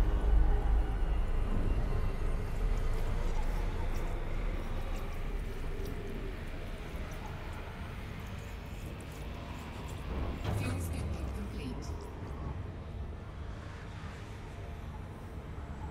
Can't really see. Oh, there is at least one planet. One planet.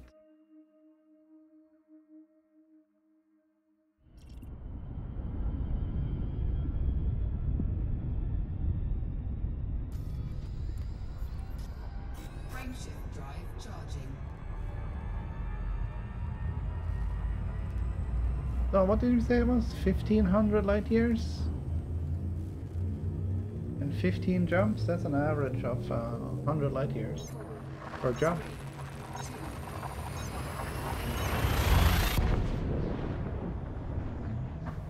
So we should expect some more neutron stars.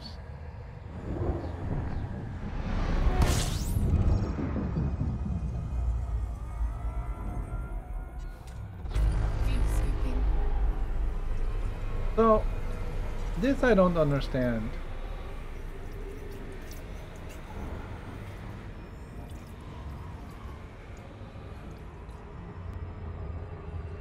Fuel scoop disengaged. Why is there a 4 light year jump here? Hold on.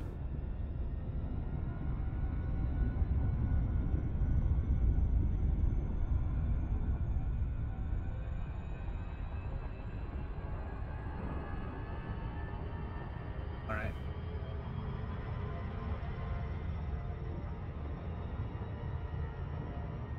Alright. That distance that I just did was 53.2. So that was pretty much the maximum I could have jumped anyways. So, Frameshift drive charging.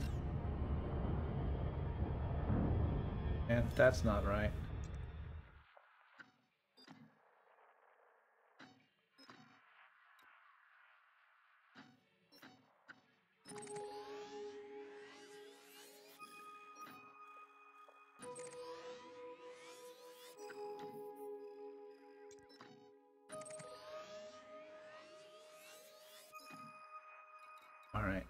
Let's...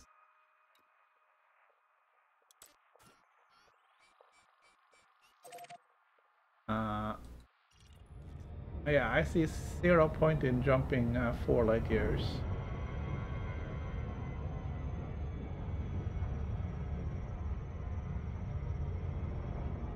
Frameshift drive charging. I'm gonna change things up by adding red dwarfs to the route. Usually exclude them because they are... there's a lot of them. They're kind of small. I don't like scooping off the small stars.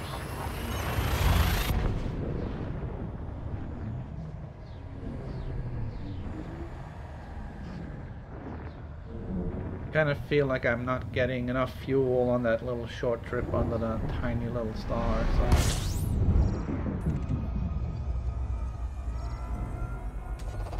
Fuel scooping.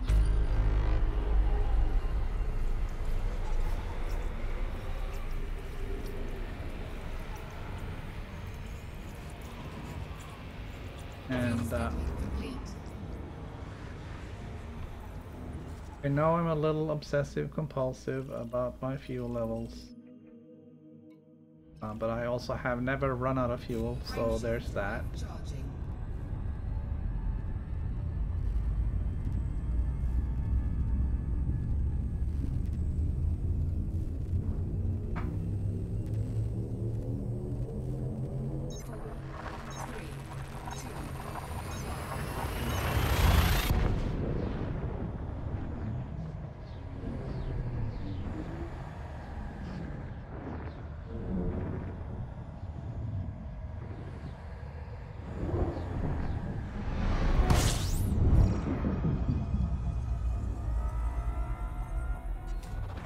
Fuel scooping.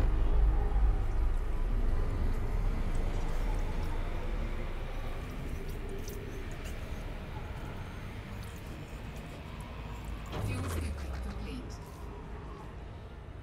Frameshift drive charging. Alright, that was a little hot, but it's alright.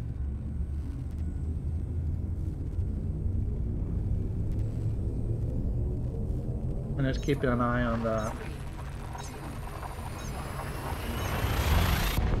the distances here, so I can see when we're kind of passing the halfway mark.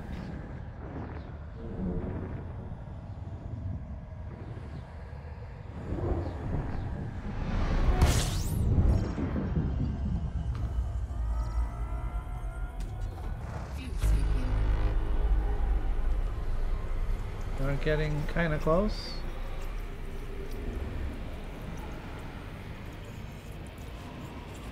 Fuel scooping complete. But also, we're not really going in a straight line.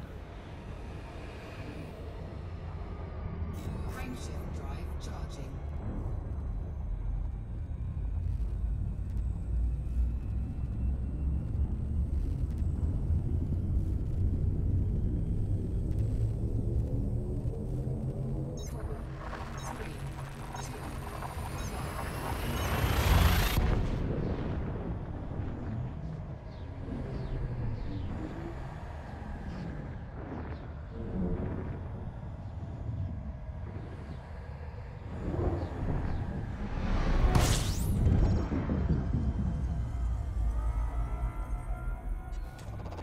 Fuel scooping.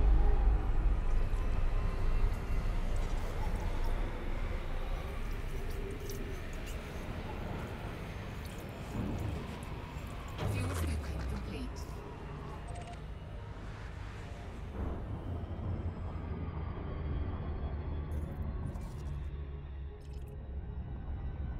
Alright, so it's just the sun and this one simple little gas. I'm gonna scan it. Get the scan, the star and the planet.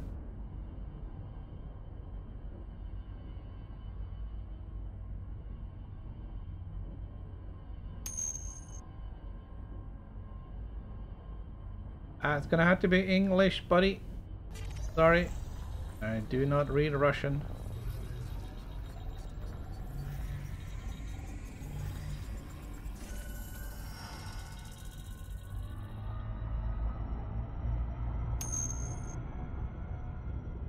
Hello, Galaxy Panda.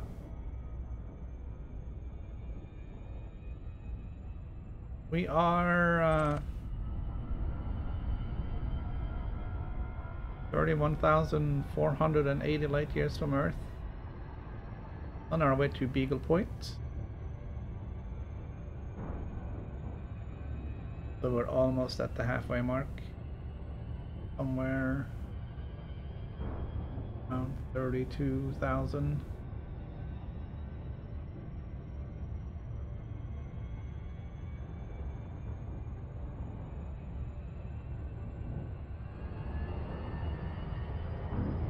So right now we're heading towards a planetary nebula.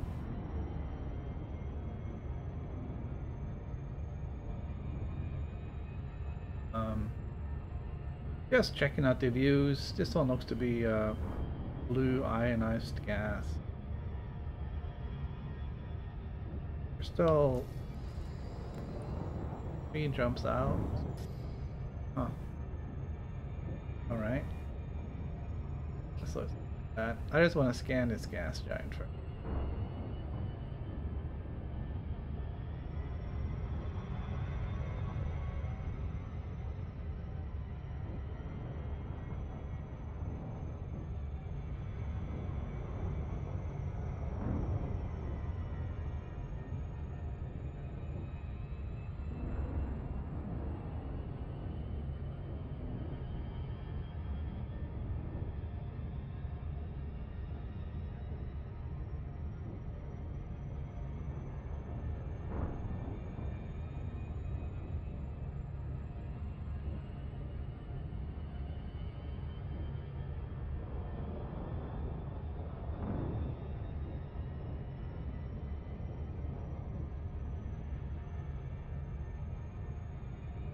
Come on, come on.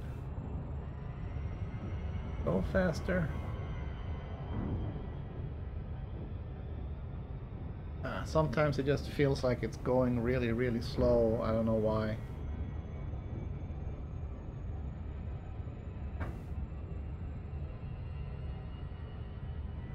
Now we're talking.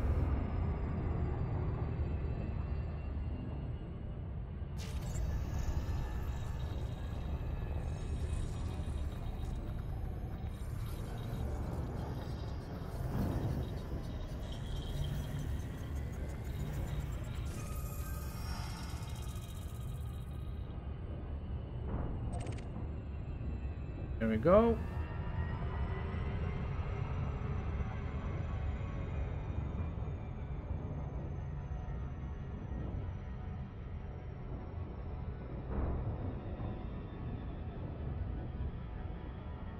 Frameshift drive charging. Not sure what that was, but they had a little bit of value.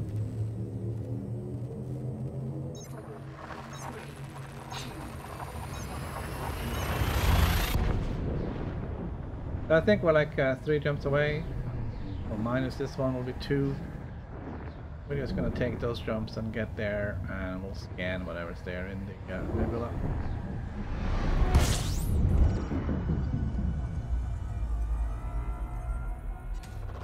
Fuel scooping.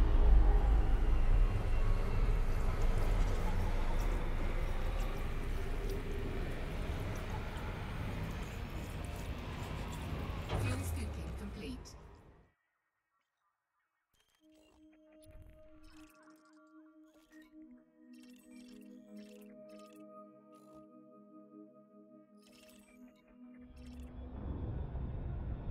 Frameshift drive charging. Alright. Here comes the neutron star. That will take us to our destination.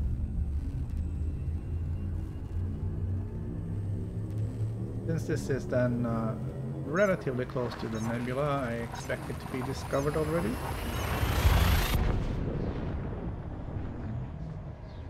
Galaxy Panda, do you play this game yourself?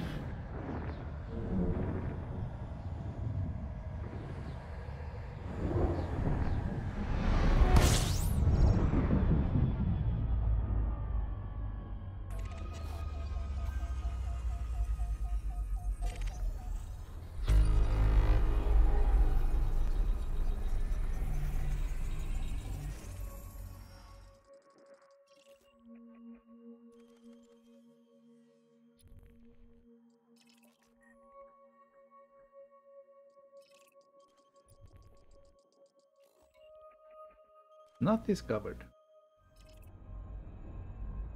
Cool. Well, it is discovered now.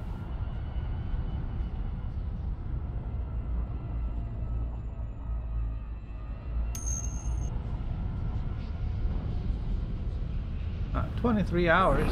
Frameshift drive operating beyond safety limits.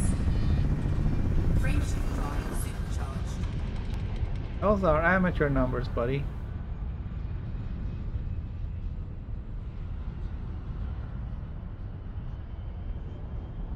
Those are amateur numbers. Look at that water world.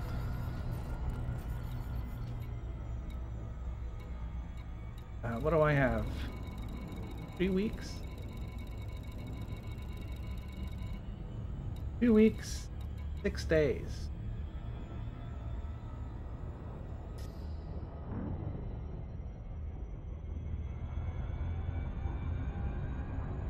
Alright, we're gonna scan the planet in this system. There's only like 3 of them. And the moon. No moon. And we're gonna do it from the outside in. We already did get the supercharge.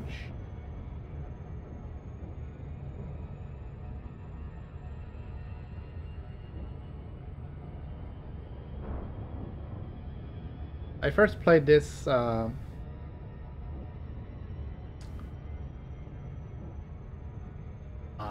back in the 90s, early 90s, late 80s. I don't remember. I think it was late 90s. Early 90s. Elite Frontier on my Amiga 500. Still have that in the basement. I wonder if it still works.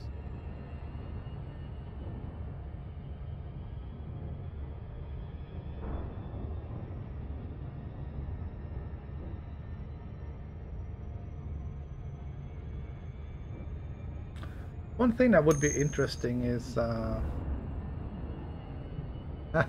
yeah, you gotta stick to it. Definitely. Never give up. One of the interesting things now, they have Amiga emulation on these Raspberry Pi boards, which is basically a very small computer.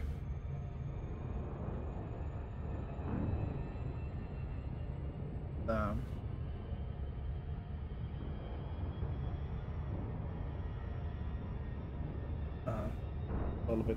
The board is just a little bit bigger than a cell phone, basically. And well, I guess some boards can be smaller, but the two that I have, they're a little bit bigger than my cell phone. And there's software there that will emulate the Amiga, so you can put the Amiga ROM on there, pop in a USB stick with your Amiga games on it, play.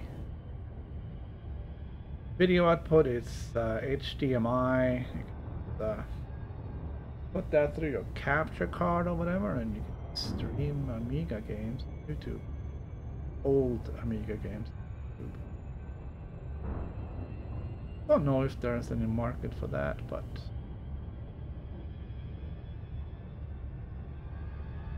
anyways, what are we looking at?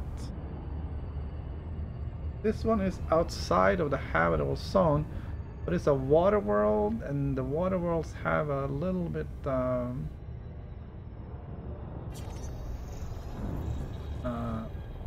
longer range than high metal content worlds. So this may still be, but at 300,000 it is not.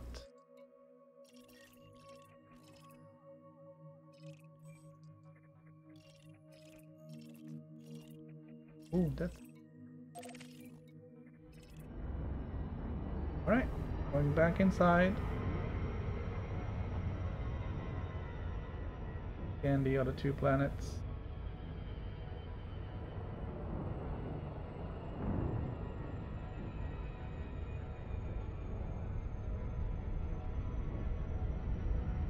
even see the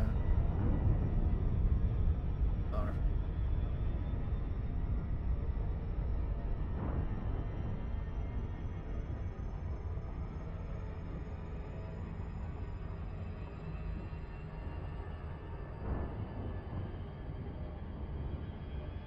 Yeah, I don't really know when the game starts being fun. I think it was pretty fun from day one. So.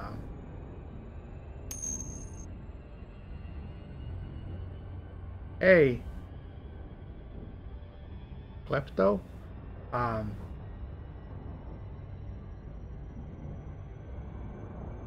Thanks for being here. Appreciate it. There's a lot of resources around this game that will help you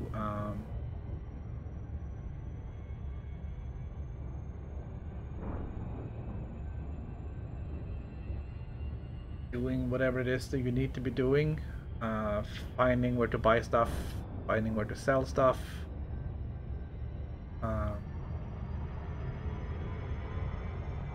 finding planets with the stuff you're looking for, if you have horizons, of course.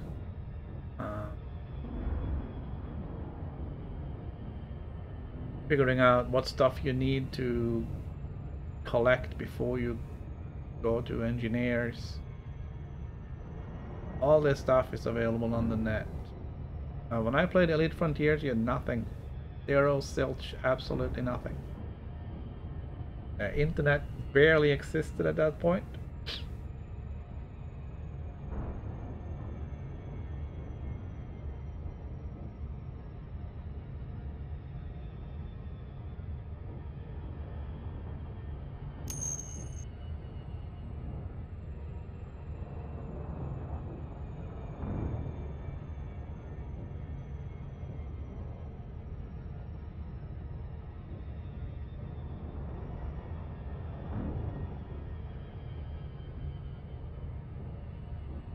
So we did not have the resources then that we do now.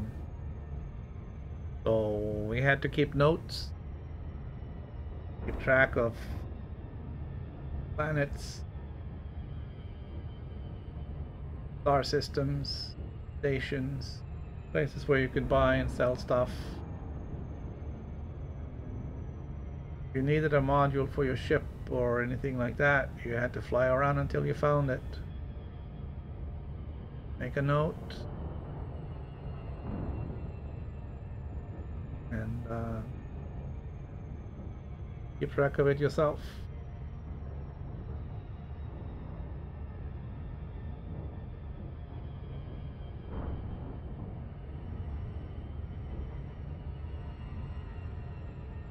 Even though it's a little bit easier now because you have all these third-party helpers, the game is still huge. The fact that you can do whatever it is you want to do just makes it even bigger.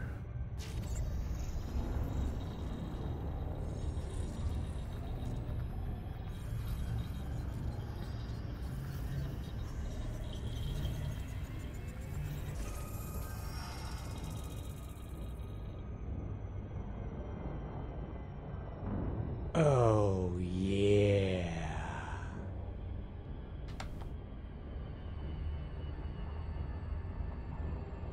Thank you for the subscription, Klepto. Appreciate that very much.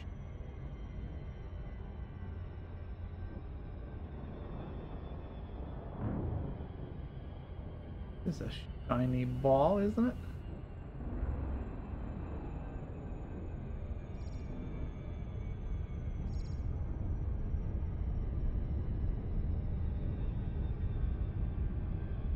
Super shiny.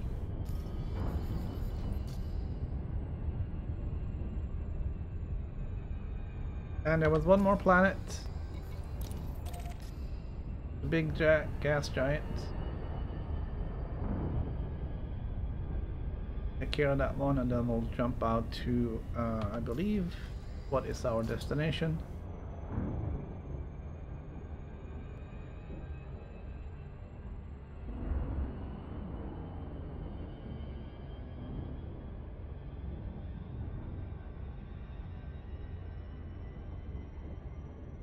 which will be our third planetary nebula of the stream. Started in one, started in a blue one, started in a red and green one, and now we're gonna get to another blue one. Not sure if what the significance of the colors are. I think it would have something to do with types of gas, types of available light in.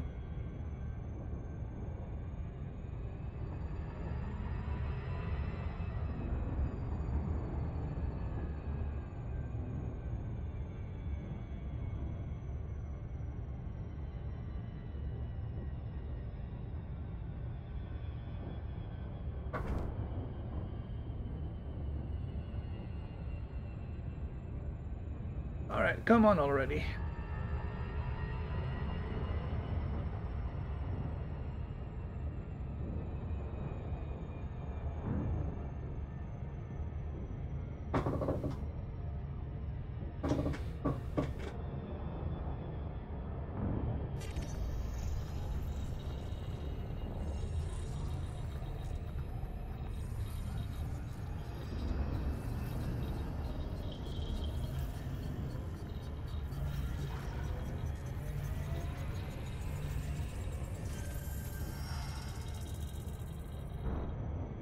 Alright, there we have it.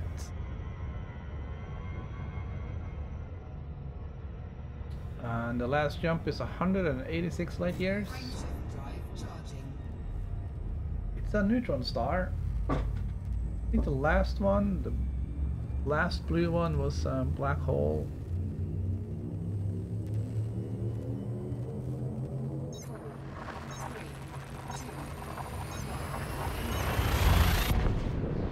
But I guess the colors may have more to do with what types of gas and what types of elements are present.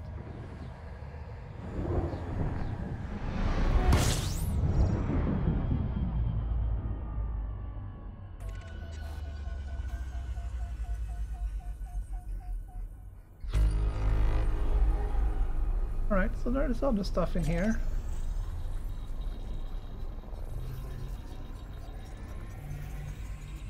We're pretty sure this one has to do with it, right?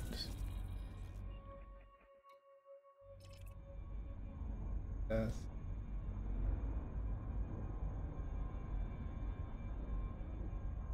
This place is called the Forgotten Twins Nebula.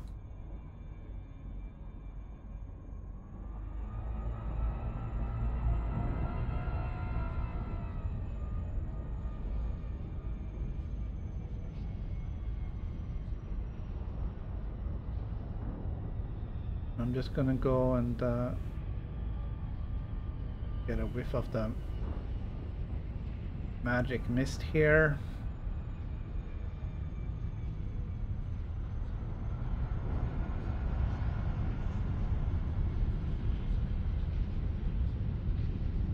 And we can start looking around.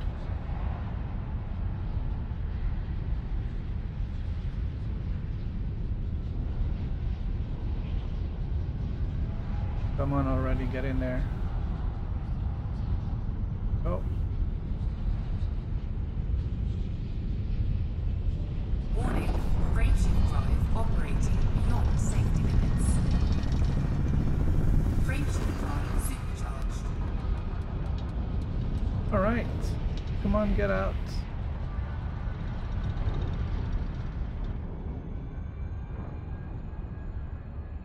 Alright, so we can see already some of the blue gases around here. I'm just gonna try and get away a little bit from the...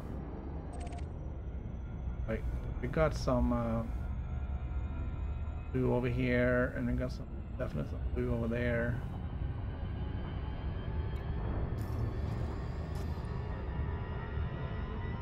It was a little bit cooler with the black hole, because you can drive through the blue nebula without that noise,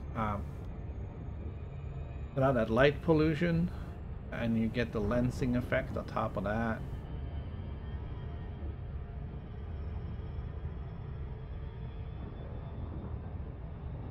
Change camera. Ah, of course.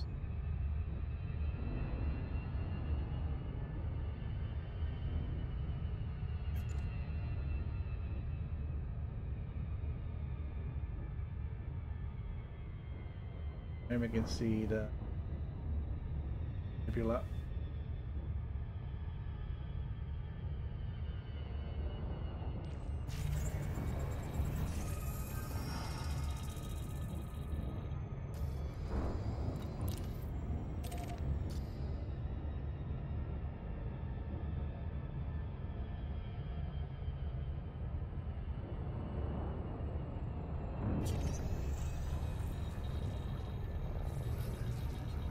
What is that?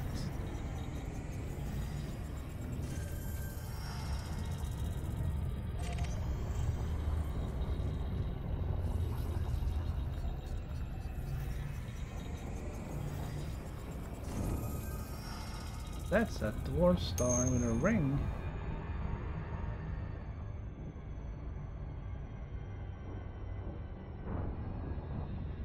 Well, this is day 13. We're gonna go all the way out to Beagle Point, which I expect now to take about 30 days to get there. Won't be playing every day, but originally I had 2 months to get there based on the expedition.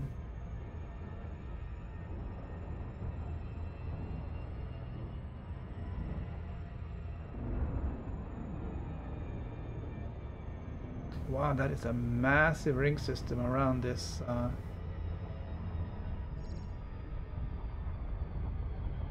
wharf, huh?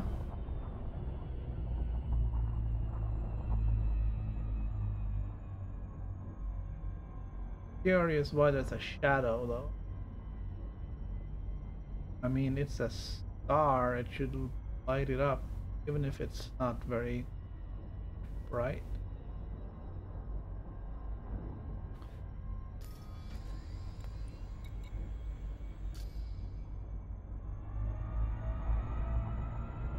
Anyway, let's see where we are.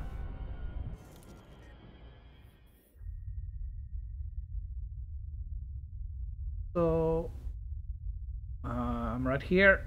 This is Sagittarius A, which is the center of the galaxy. And this, the bubble where everybody's at.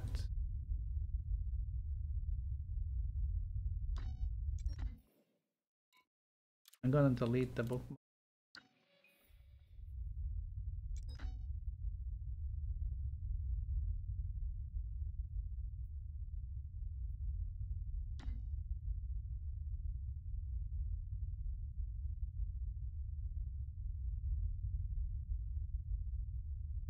Right, I think we're gonna head over here.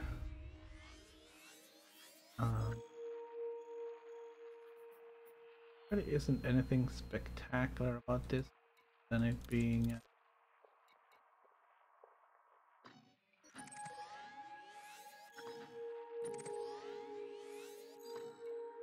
a blue supergiant.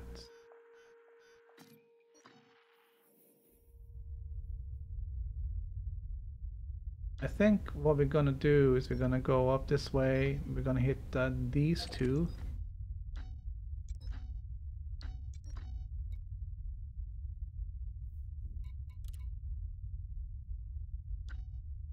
What are you doing?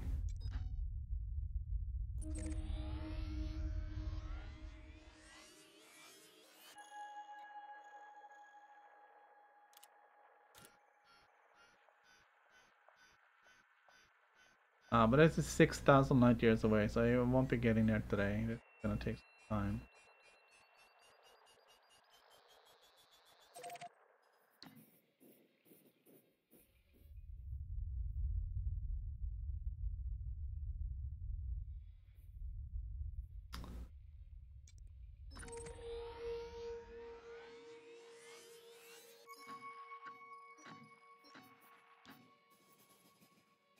One of the things we can do is we can just look around on the map and see if we see anything that interesting. Certainly not super scientific or anything, but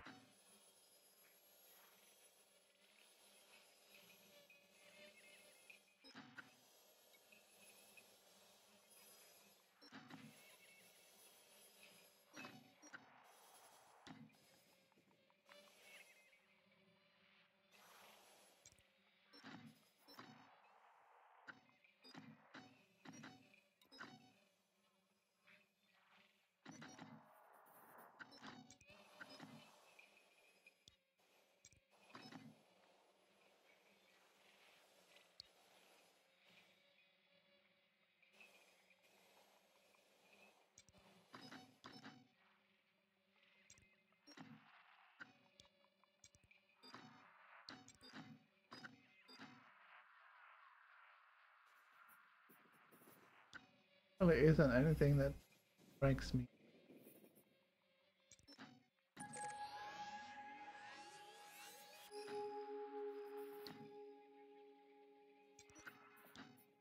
Really very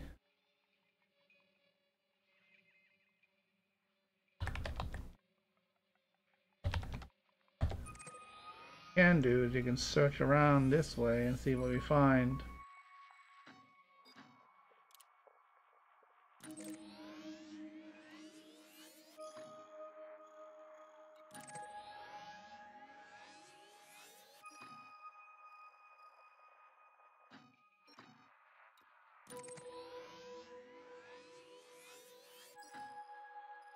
Huh.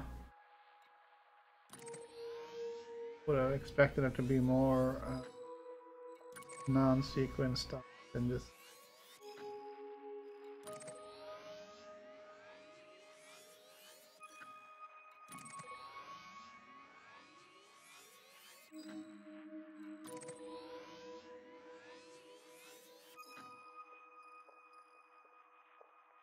And we're just going over the same 3 stars over and over.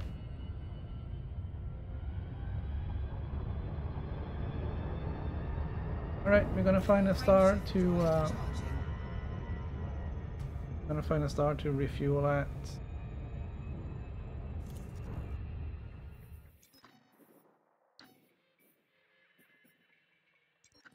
Which means we're not gonna go there.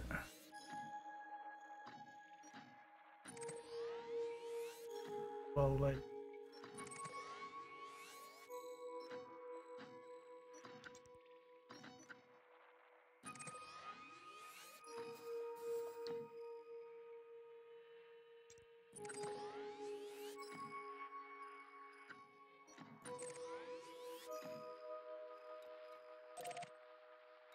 there we go. I need some fuel. Frameshift drive charging.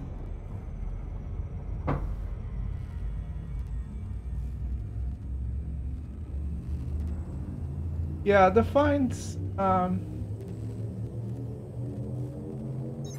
in EDSM they show up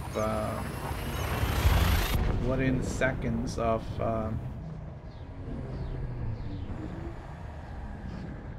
me being there. It's pretty effective how ED Discovery just takes your scan data and sends it over.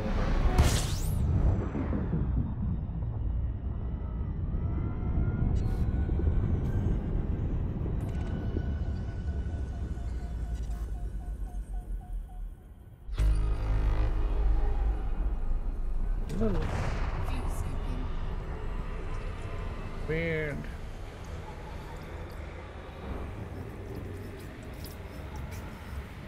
How it did that.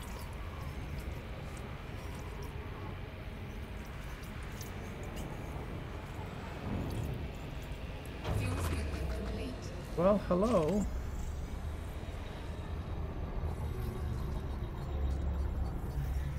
Like 4 stars, like pearls on a string here.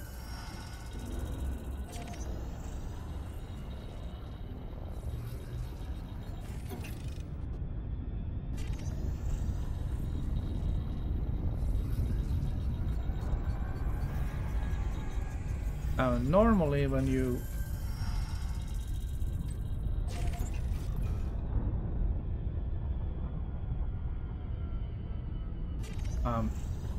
Usually they drop you further away from the main star. Only if there's a possibility of colliding with one of the other stars in the process. Seems they haven't quite sorted that part out.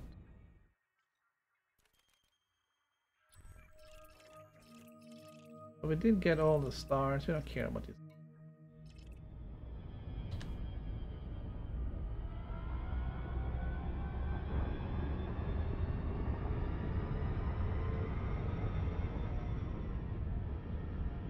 Yeah, it didn't really seem like it was necessary to drop us where they did.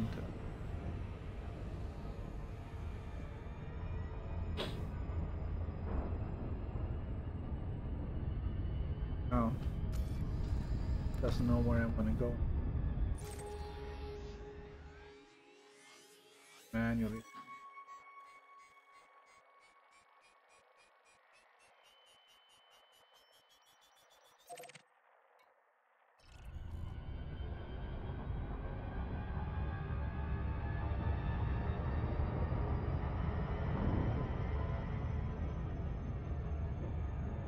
Alright, what is... Oh, is that where we came from, maybe? That must be where we came from.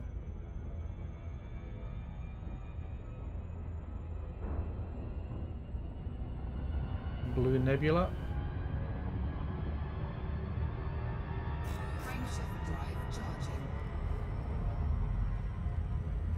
Right back on the neutron highway.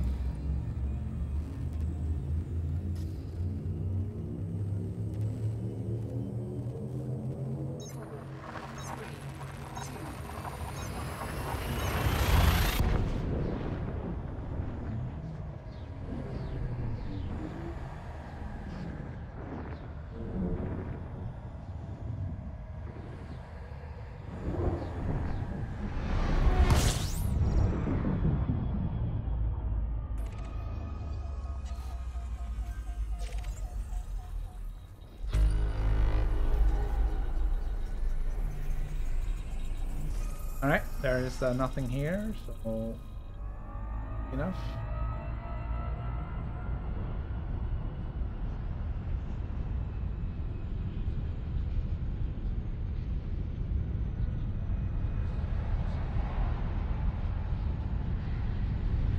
Warning, frameshift drive Pretty operating massive, beyond safety limits. Frameshift drive supercharged. Pretty massive jet cone on this one.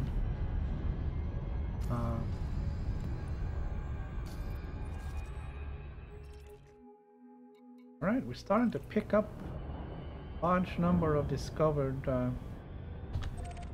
neutron stars.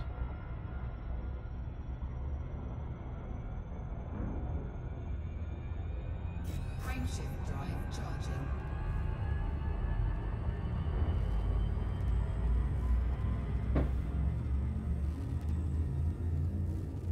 That's pretty cool.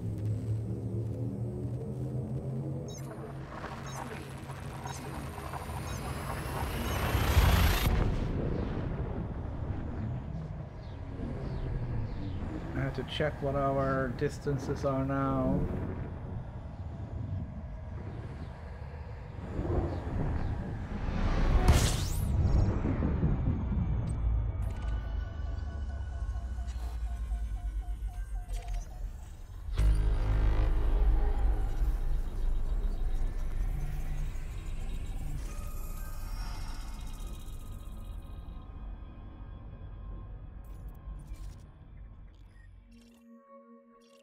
That's another one.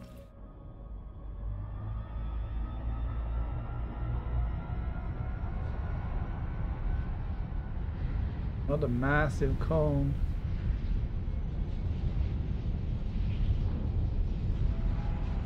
Warning, frameshift drive operating beyond safety limits. Frameshift drive supercharged.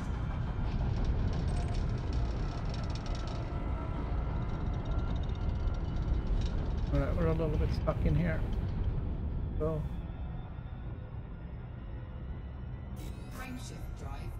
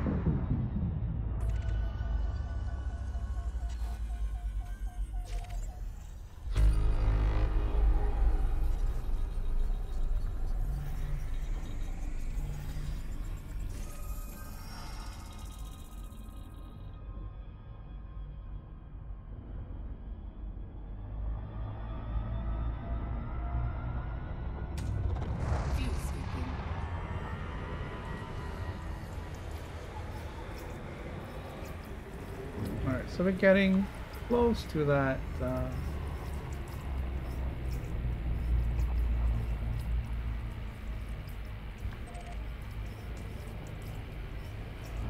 Close to that halfway point. Fuel scooping complete. Right, we're a little close. I'll dive away a little.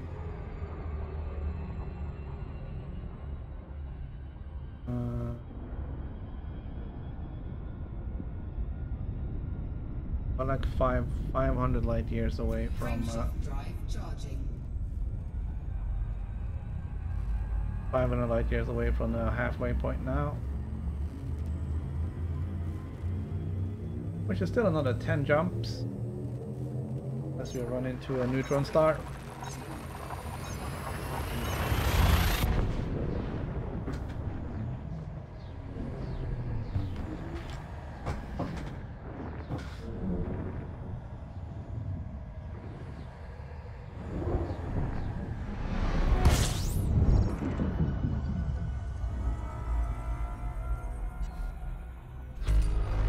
Fuel scooping.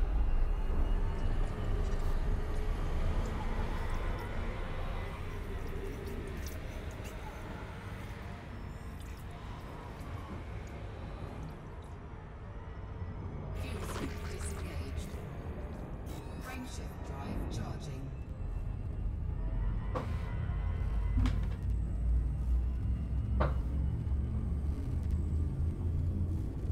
Alright, I just gotta move around a little bit. It's, 4, 3, 2. it's not that great just sitting here.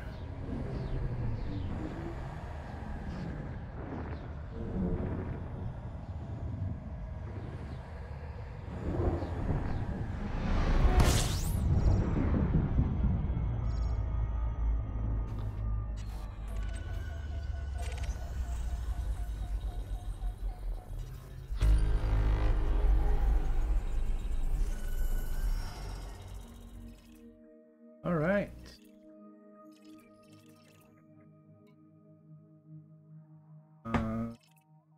A second to sort out the habitable.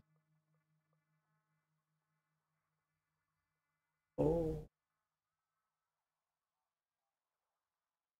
it's printed right under it. Oh. So 25, 5,000. So these two are probably terraforming candidates.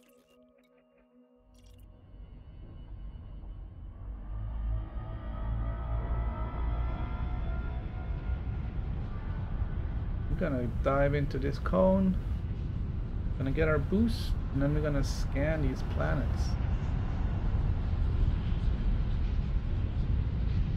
Warning, frameshift drive operating beyond safety limits. Frameshift drive supercharged. All right.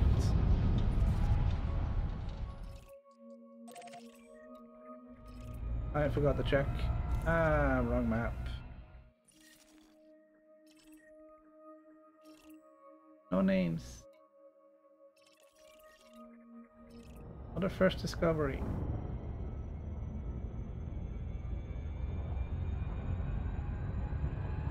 Distances here are a little bit stretched out. And then of course planets are never grouped together. So it may be a little bit of a distance getting them all.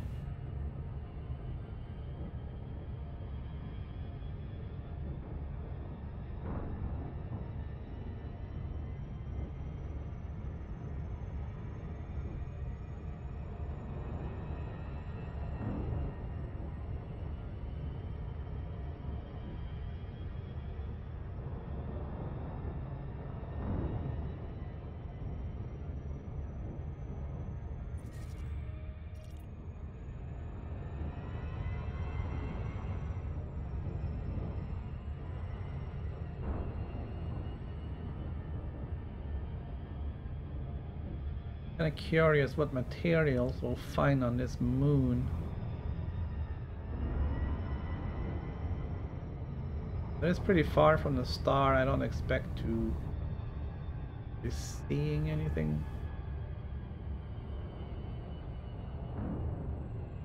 from here.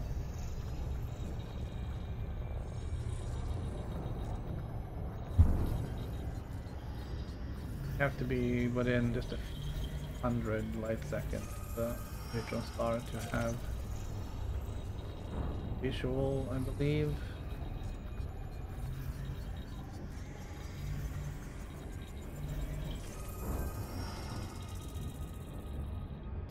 But it could definitely be interesting to see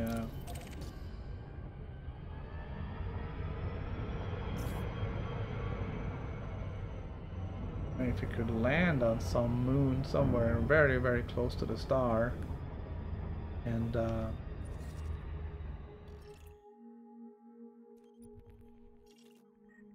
iron, nickel, sulfur, carbon, phosphorus, manganese, zinc, vanadium, tin, antimony, and tungsten. Well, don't really need any of those right now.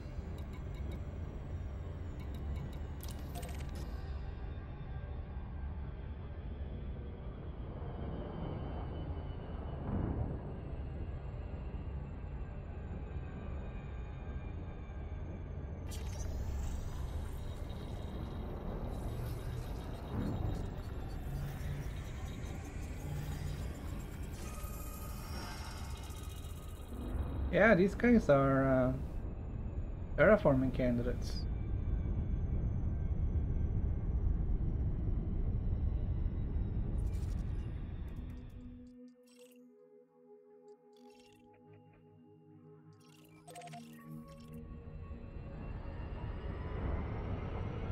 Gotta be a little careful here.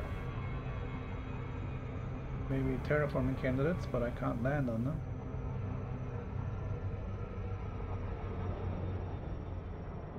They outside.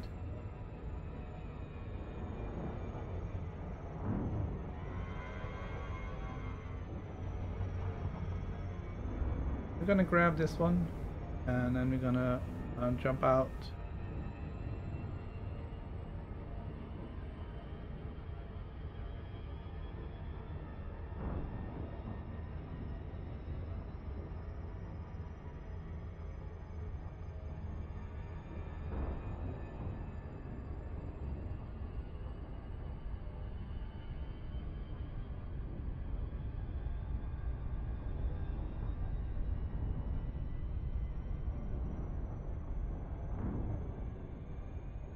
So you lost a lot of speed going that close to the planet. Take a little time getting back.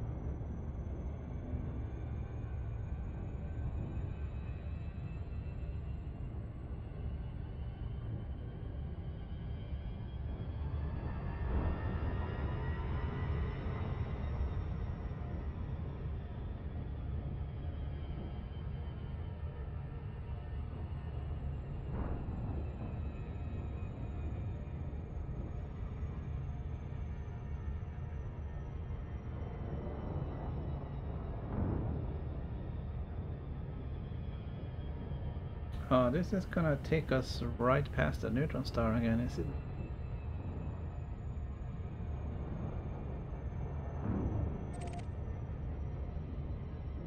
There's a star right there.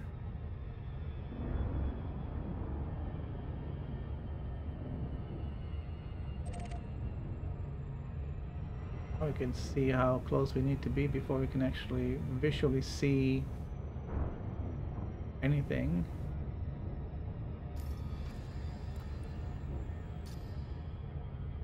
$500.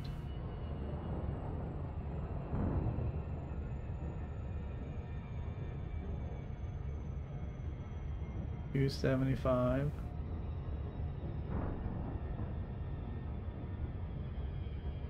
$150. $100. There you go. You gotta get down to almost 40 light seconds before you actually see anything of the jet cones.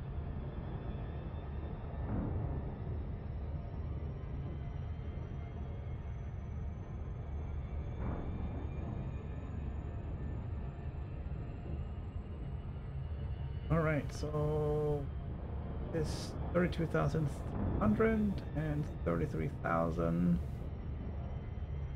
That is 700 light year difference. So another 350 light years.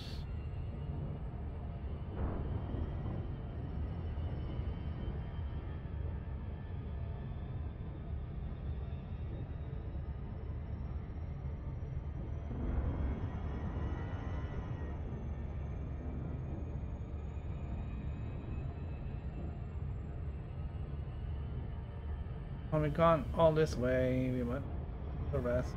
Come on. Did of course lose some speed going in close to the star.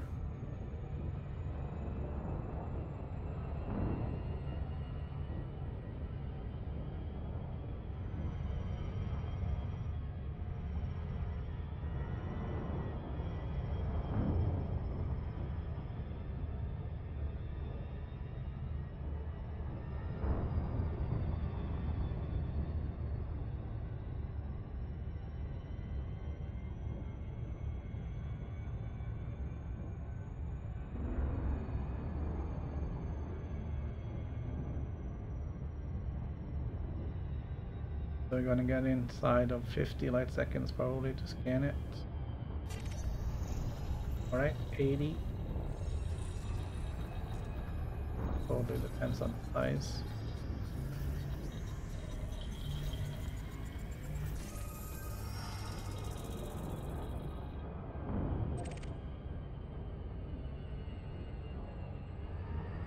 Right, so I said 350 light years for halfway. Frameshift drive charging. Take us 2/3 the way there.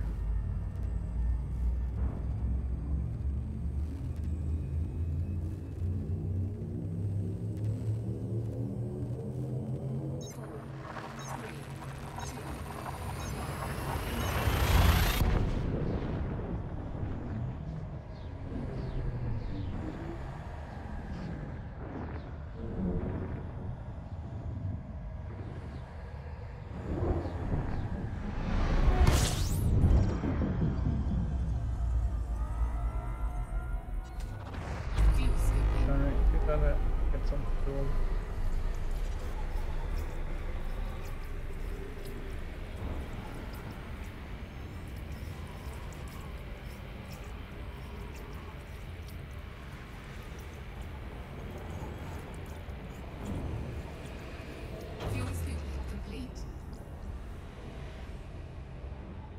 32.5 versus 32.8, so 150 more light years. Charging.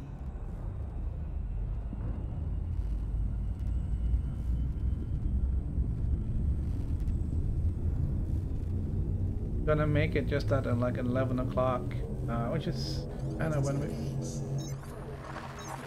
anticipating stopping anyways. just gonna get past the halfway point today.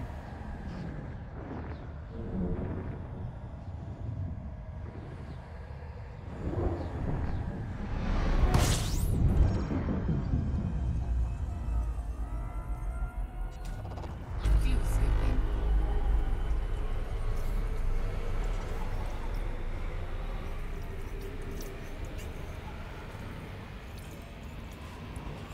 Fuel scooping complete.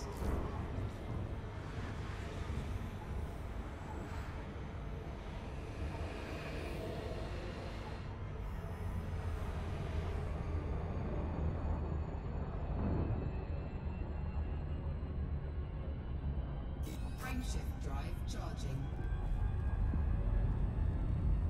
32.5 and 32.7.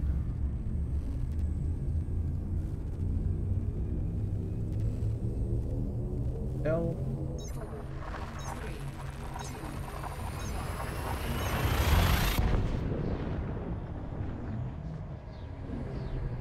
1. A 50 light year jump, and when we're talking about 32,000 light years isn't really making a huge dent.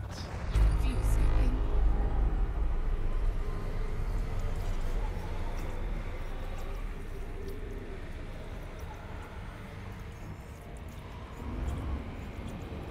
Fuel scooping complete. 32.6, 32.6. It is a big ship. There's only 2 ships, I believe, Frameshift that are drive bigger. charging. That's the Corvette and the Cutter. Federal Corvette and the Imperial Cutter. This may take us past the halfway point.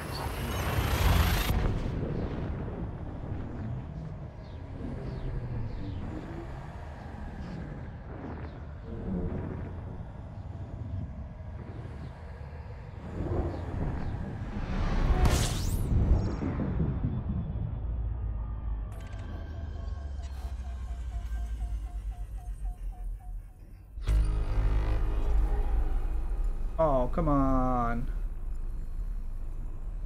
26 light years short. Alright, one more jump. Fuel scooping.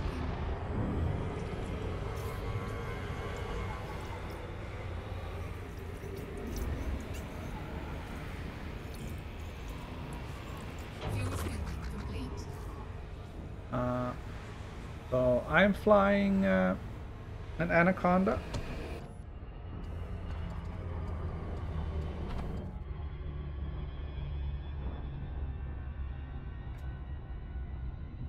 Which is the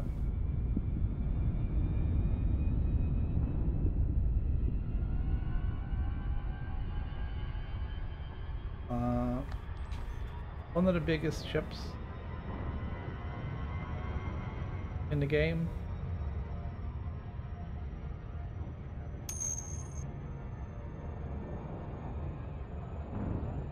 Takes a while to get there. It takes a lot of money to get this thing. Frameshift drive charging. Alright, this is a convenient spot. Jump to.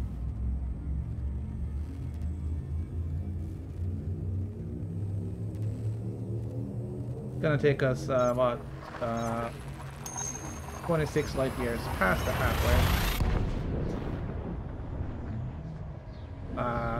Current jump range is about 53 light years.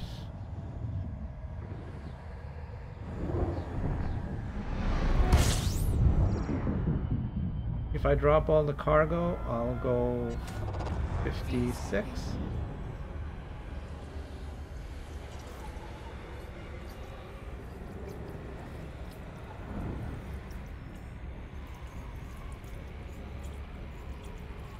Fuel scooping complete. Alright, and with that jump, we have officially gone past the You can see the paint is peeling off.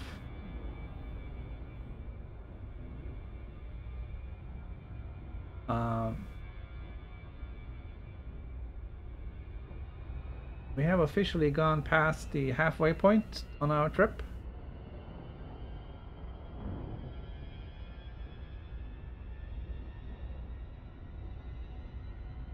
My emblem is already worn off.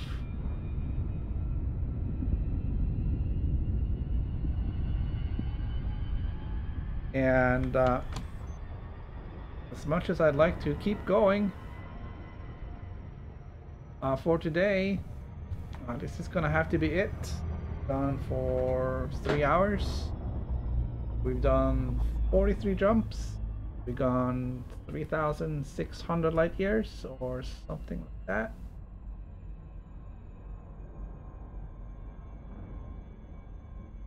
And where are we?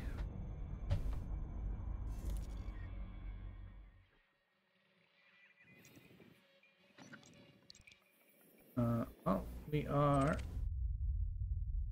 little bit north of Sagittarius A. Gonna fly up this way, fly through these two, up to this one, probably into Purvio HWV E28. Then we're gonna cross over the abyss over here to Chua Dry JUS. Gonna take this one and this one and Beagle Point. Then on the way back, we're gonna go over here, then back down this way. Maybe swing by these two. These guys. Maybe not that guy. I'm gonna go these guys. And then down to Colonia, and then we're gonna dump all our data here.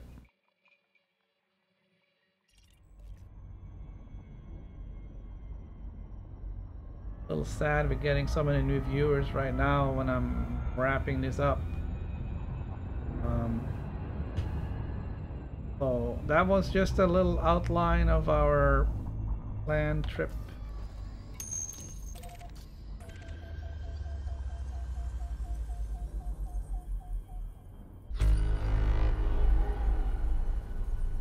I'm just gonna scan this pretty little star.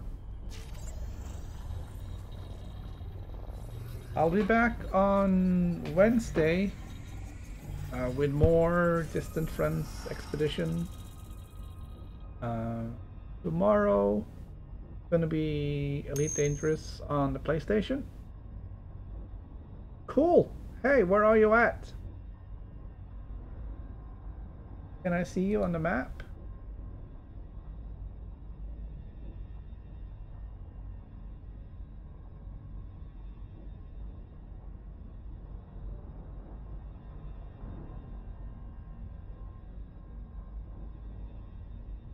Doesn't show where you are.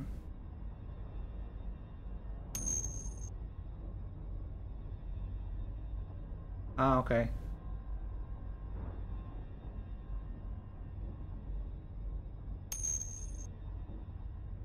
Yeah. Are you playing on PlayStation or Xbox? Because it doesn't have EDSM, doesn't know where you are, so there it's not logging. Start point.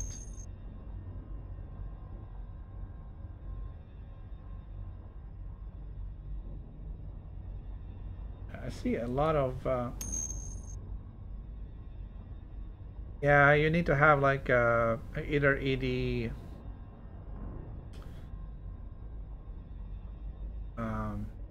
Discovery or EDDI or something like that installed to update EDSM with your location. It may not log you if you didn't start at Sol, I don't know. But, you know, it doesn't, it's not really important. But Eagle sector is pretty far back there.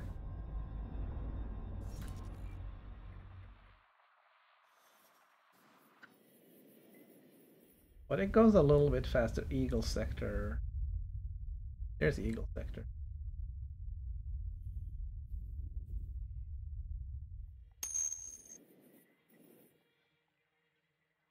Look it. That's 26,000 light years. Ah.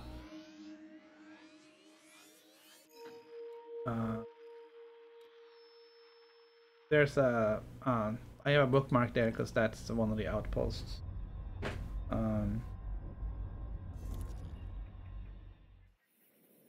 But yeah, so that's kind of the plan. Go up here, pick off these guys, and then turn back and down to Colonia, and then we'll head back to the bubble after that. Sure what that is. That might be my mining system. Oh, that's way far back. So there's the galaxy map, and that's gonna be all from me for today. I'll be back tomorrow with more from the PlayStation side. I'm gonna probably head down and look for Thargoids.